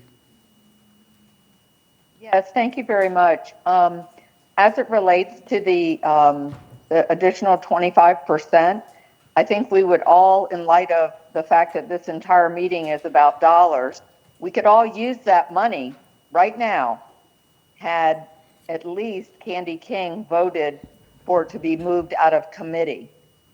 Because we didn't have that vote, we didn't have that opportunity. So I believe, and I appreciate where everybody is, but it is incumbent upon us to make sure that we send a letter, have a meeting with her, whether it's the chair of the school board and the vice chair of the chair and vice chair of both boards, sit down and meet with her after we send a letter, because that letter will resonate with other people as well. Because we need to hold these people accountable. If we went to our constituents right now and asked them about this, they would not be too happy. And not just as it relates to the additional 25% that we've been trying to get for years, but also the fact that we are, our budget is being decreased by 8% due to the veterans exemption. And we need every penny that we can find. And I know Dr. Smith has a copy of I'll call it a white paper that when he got here and we met, I asked Anthony Toigo to send a copy of the white paper on the veterans exemption and just the entire constitutional amendment, when it was on the ballot, when the generalist, the entire enchilada. And I don't know if the school board members have that or not. If you don't, I think it would be very helpful for you, especially because it shows that Stafford County is at the top of the list. And then we have to make a huge push with the state. We, as far as I'm concerned, we are the Titanic right now. We cannot, it's like transportation. When we're at FAMPO meetings and we say, VDOT says you cannot build enough roads to support transportation. We can't build the pavement fast enough. It's the same thing as it relates to the veterans exemption. You know, when Scott Mayowski, our Commissioner of Revenue, says he gets 10 more applications a day, this is not sustainable. This is something that we need to attack, and I mean attack in a different way than we ever have. I don't know how we do it. I don't know if we I'm not sure, but I think it needs to be almost the single most important thing that we do this year together. Thank you. All right. As we go around and do the final call, I'd like to start with staff first, because I know you all been sitting here quiet. If you have any final thoughts, and we'll start with the school board, then move over to county staff. And I just want to say that I appreciate Dr. Smith and Mr. Ashton and how well you all have been working together. That is what we wanted, and you know, you all starting this new relationship, and the partnership is phenomenal.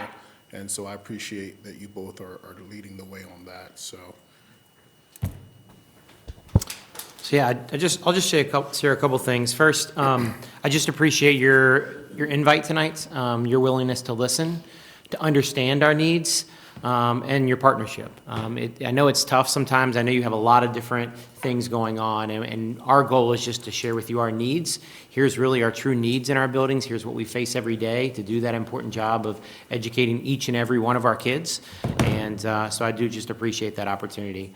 I also appreciate the relationship that I've developed with Mr. Ashton and county staff. You know, just today we were talking about legislative priorities and understanding the timeline in which county puts together the legislative priorities when we put ours together, and how we can partner together and advocate for those same things when we go down to Richmond and we speak with our delegation, and how we can really make that a priority. And so excited that it came up here tonight, and that we can continue to work on that along with many other things together. And so you know, happy to get back with you in terms of the questions that you had today, and happy to follow up on anything else in the future. So thank you. thank you. Thank you, Mr. Chair. I completely agree with Dr. Smith. I mean, the relationships that we're establishing right now are strong, and I believe it's going to lay a groundwork for future collaboration. I really enjoyed the spirited conversation. There's nothing wrong with a spirited conversation done in a professional way, to where we can just work on problems together. And that's what truly stood out to me in this conversation this evening. And I really want to thank both boards for really working together on these very difficult problems. I mean, the funding problems that you are having, the revenue problems we're having based on the unfunded mandates are real. They are significant. I was just talking to the commissioner in the parking lot earlier today, and we really hit the realization that, you know, we ask our residents to pay 89 cents on a real estate tax, but they're probably getting 79 cents worth of value out of that because of the unfunded mandates. I mean, our folks are not getting the value for their dollar because of the unfunded mandate. But knowing that these things are real on our side, and understanding what is real on your side, I think is a good first step. Are we all going to be happy at the end of the day? No, I don't think so, but I do really feel we have an opportunity moving forward. And I again want to thank school staff, who've been very collegial and easy to work with, and I appreciate that. Thank you. All right. We'll start with Dr. Chase and just move on around. Yeah, just I will echo what Mr. Ashton said, that it really is lovely to have an opportunity to just have a discussion about our needs. And, you know, I think it's going to be a little bit crazy sailing over the next couple of months. So thank you.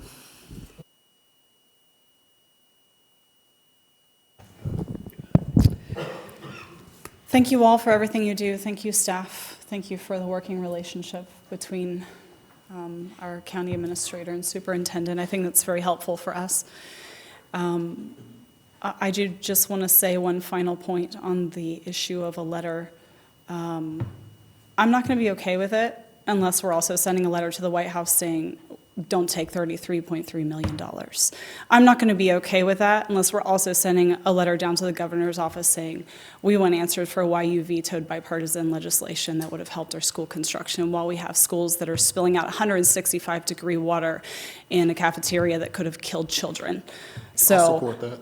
I'm just saying, if we want to do it that way, okay, let's have the conversation entirely, and let's hold everyone accountable for these things.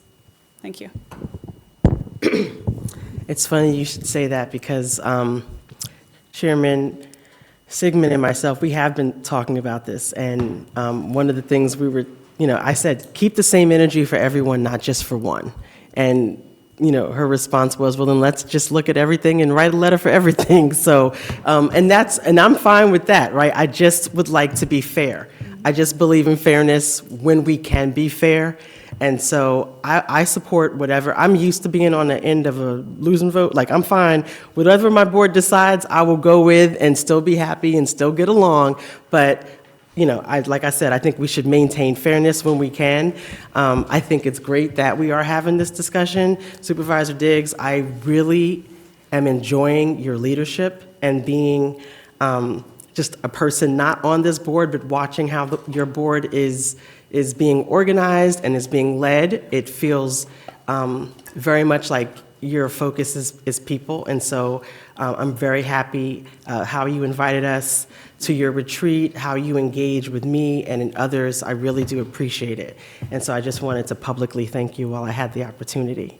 And I just want to thank everyone else who came here and who's giving us great ideas. I think the legislative thing is awesome. So I'm available, as I always say, to your board. If anyone ever wants to reach out and ask me questions and get my, quirky ideas on how we could do things better, my telephone is always available for anybody. Thank you.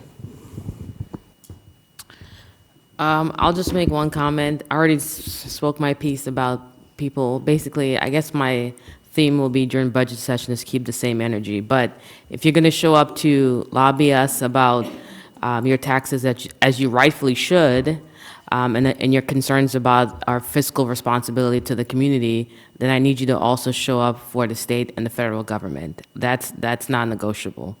As it relates to Delegate King, I'm not in favor for that letter, because if we're going to be in favor for that, then we need to send Delegate Mildy a letter for voting against school construction and teacher pay raise that just passed.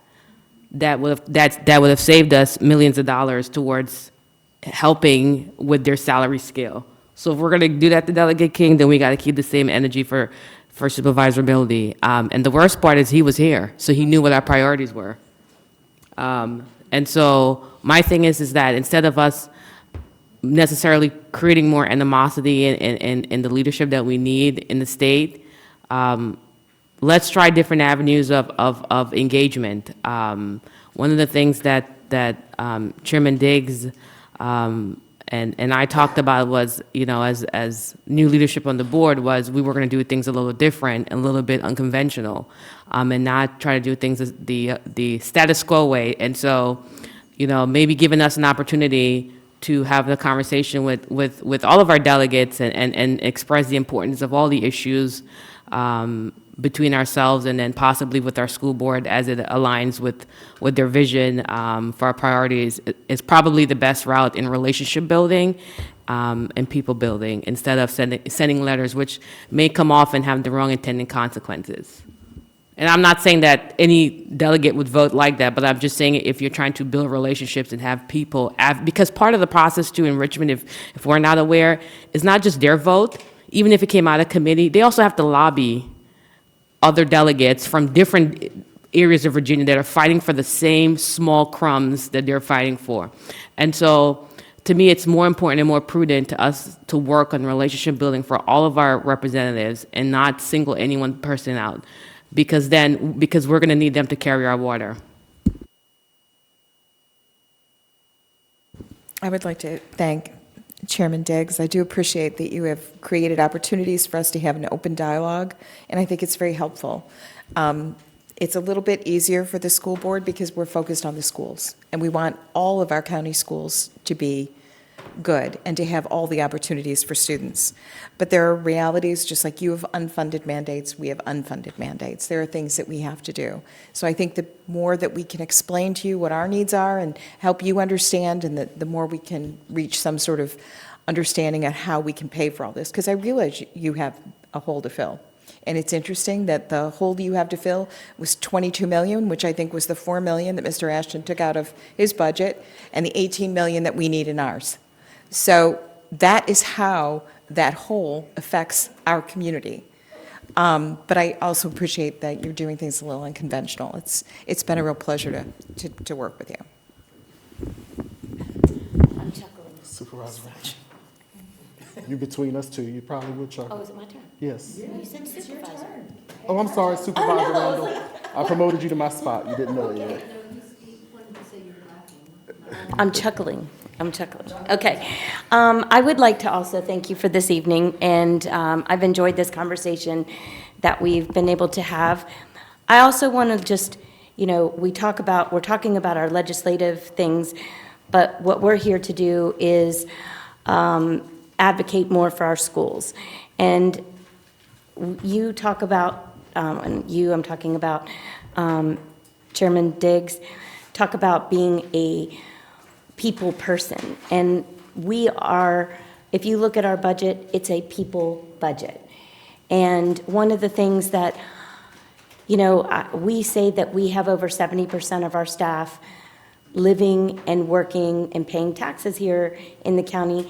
And the reality is, so do you all. I mean, with all of your different layers in government, I'm sure you have probably that as well. We're the largest business entity in Stafford County with over 5,000 employees and over 32,000 students. But we are still, as we've put in our presentation, we are one Stafford. When you take care of your fire and rescue and police and social workers and government employees, we want you to remember that as you work to provide for them, we are trying to do the same on our side. We're doing it, we're doing it the best we can. You have limited resources. We're at the mercy for everyone's resources to do that job. So if we want to find ways that we can move legislatively forward together, we asked this years ago, we're told no. So if we can ask again, and it's partially a yes, or a work part of it, yes, that would be awesome. Again, speaking from what Supervisor English said, it's another shared service idea that we can work together on. But I think, on our board, we've worked really hard for all the different corners that we are in to come together and unanimously approve a budget. And, we took the superintendent's working budget and we have sent over our working budget. And we hope that as you work through our working budget, that you will help us take care of our people, the 32,000 little ones and the 5,000 big ones. Thank you.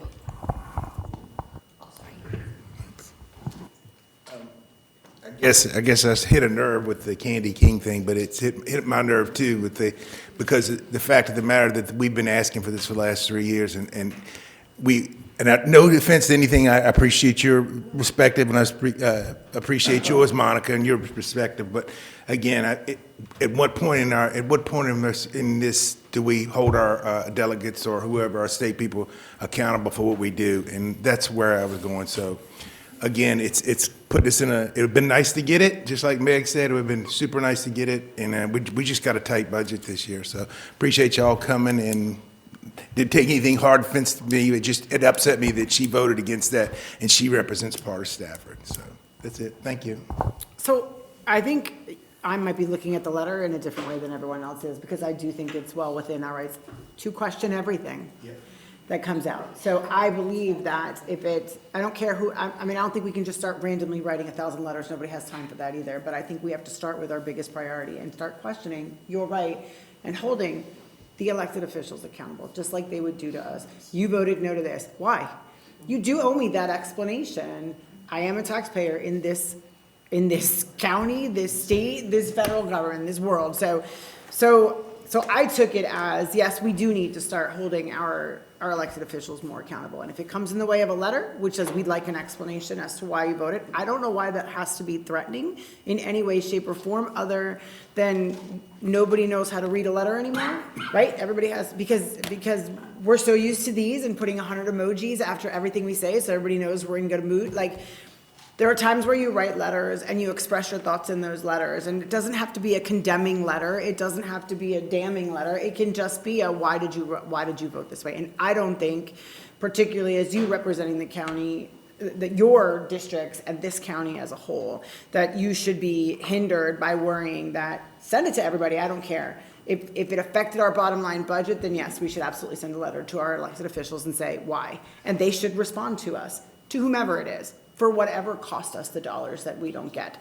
particularly because we're in the boat that we're in. So I have a few things that I wanted to say, and I think I'm gonna hold off on a couple of those in the spirit of me trying to be a good person. I know. Look, everybody's looking. I know, don't get shocked. So I I'm thought you gonna, meant because it was 6 minutes before. no, I can talk forever, I don't worry about that, but I'm gonna pull all those thoughts back in, and I'm gonna end on this, like, Well, you can go, because, I'm sorry, excuse me one second. You can go, because I just can't talk. I just gotta. oh. So we just can't talk. So I thought he was telling me I could go, and I'm like, I'm not finished. Daryl, she It's said. like, you're she said you dismissed, can't. Ms. Alzey. She said you can't. Oh. Press All right, I'm pause. talking much faster, like, just like this. Daryl, you can There's go a when it's bottle my in there. turn, I'm okay. Oh, she said no. She's the rule maker. Okay, so aside from the fact that I'm taking my thoughts and I'm putting them over here, what I am gonna say is, I think we enter this budget season every year with the same thought process. We have competing priorities. We all understand that. But at the end of the day, the priorities that affect the future of this county, to me, have to be moved into a top slot, because at some point, the to-do list has to move kids to one of the top 3 things that are important to this county. And for the last 3 years that I've been on this board, we have moved that to-do list down further and further. And it's just to the point where it's not fair to the kids that are here. They deserve to have them be in the top 3 priorities. And that means providing them with the safest buses, the best teachers, the admin that's sitting at that desk smiling to welcome them to this day. So I just implore us all, I get your competing priorities, but I don't think that our kids should be seen as anything other than the future of this county, and the dollar seen as anything other than an investment in how this county stays viable for the future. Well, first, I did not mean to incite any discourse. But my intention was just to note that there is a source of funding that would not cost this county anything, that would greatly benefit our schools, and that would in turn benefit the county. I agree, it may not have passed if it had gone through. My concern, and I was distressed when I heard about it, is that it didn't even get out of committee. And I could understand if it was, a committee issue that nobody had a relationship to us, or maybe they didn't want Stafford to have something, or they were from other parts of the state. But my concern, and this is when it happened, was that one of our representatives voted against it and didn't even let us get to the starting gate in that race. And we have been begging for this, not just the past 3 years, we have been begging for this as long as I've been on the school board. We got 25% many, many years ago when Mr. Howe was the Speaker of the House and John Chichester was the head of the Senate. That's why we got our 25%. And we haven't gotten a penny more since then. But we do have representatives who are willing to go to bat for us to ask for it. And I would hope that next year, all of our representatives from Stafford would at least try to get it on the floor. That's all. I mean, it was not an intent to, call out an individual. In fact, didn't initially name any names, but it is what it is. But I think it is incumbent on us to lobby our representatives. And as Ms. Allen said, it's also incumbent on our citizenry to lobby, our representatives in the state. And we've got two very important issues at Stafford. One is the tax relief, and the second is the COCA. So that's there. But generally, I want to thank you all for having us here. This has been, so pleasant. And I can't say that for many of my past experiences on the budget. But certainly the past 3 years, you have been very supportive. You, being the Board of Supervisors, have been extremely supportive of the schools. You've given us significant increases in our operational funding. You've given us funding for High School 6, which we had asked to be built 10 years ago, for Elementary School 18 and Elementary School 19. And that, to me, takes a lot of courage to make that commitment, to put that investment in our schools. So I thank you very much for that.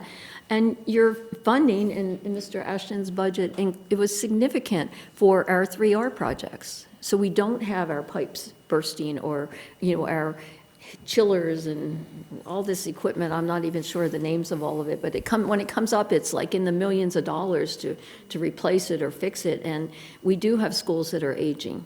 We have a lot of schools that are aging, and it's only going to get worse. So I think you recognize that, you're addressing it, and I thank you for what you've done in the past, and I thank you for allowing us to come here and have a dialogue and just speak as equals. And it's very much appreciated, and I think you do understand as a board more than many times in the past, how important, our students are and their future, and that it is incumbent upon us to retain and attract the staff we need to provide that education.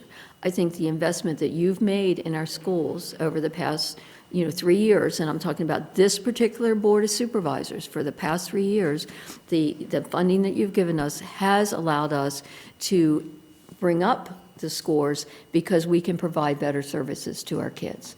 And it's not in here, but it's in the other reports, that our challenges are significantly increased, in providing the education. And we're able to do what we're doing because you're funding it. So thank you. I also am very grateful for this opportunity. I love working with you, Supervisor Diggs. I really appreciate the dialogue we're able to have and the conversations we're able to work together on to bring a lot of these opportunities together and to facilitate conversation, not to bring things back. We've talked a lot about how to improve or retain or expand our outside of the county resources, and today we're here also to discuss how we can work together with our local resources. I do want to remind not just the people around this table, but the people in the community, that the only money in our budget that are focused on Stafford priorities is local dollars. The federal government gives us money and they all have strings attached. They are all earmarked towards specific titles or different programs. We do not have any discretion on how we spend that money. The money that comes from the state is specific. We have to hire this kind of teacher. We have to fund this type of program. We have to do this sort of thing.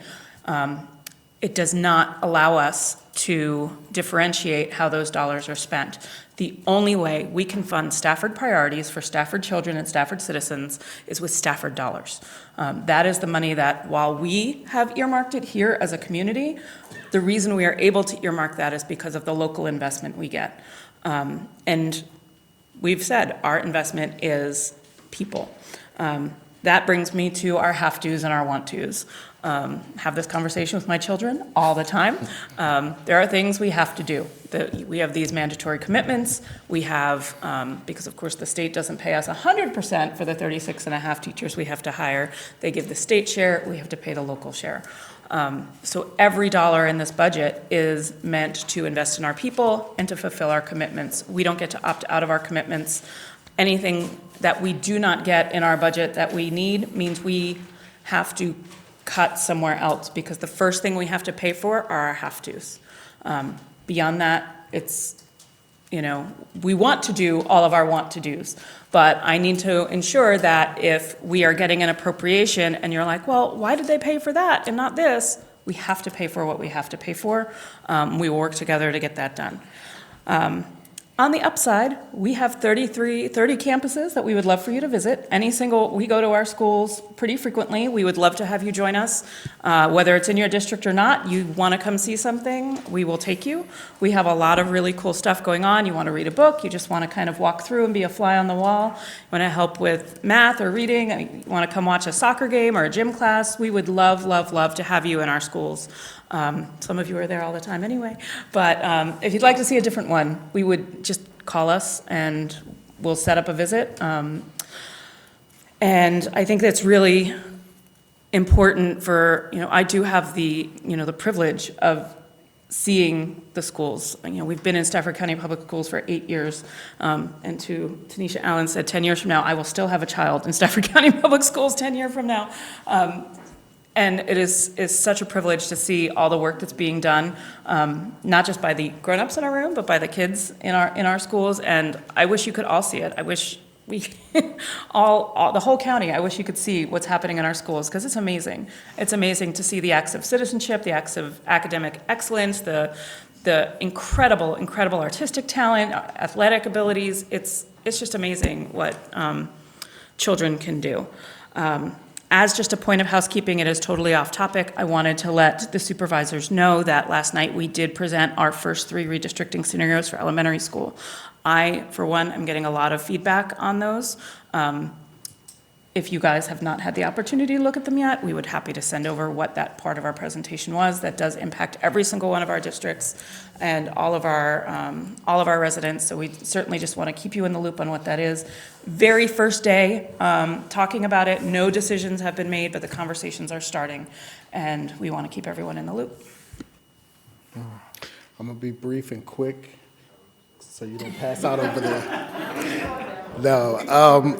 I really love each and every one of you, and I know we all have our own personalities and differences in the room, but it's okay to be passionate. It's okay to get a little testy from time to time, because we believe in what we're arguing, and in one respect or the other, we're arguing for people, right?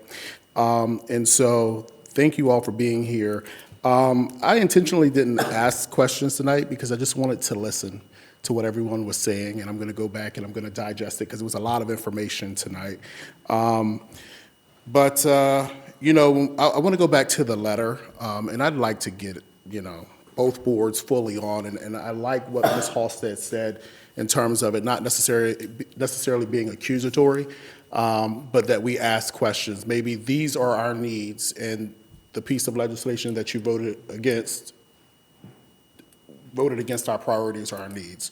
So can you explain to us why?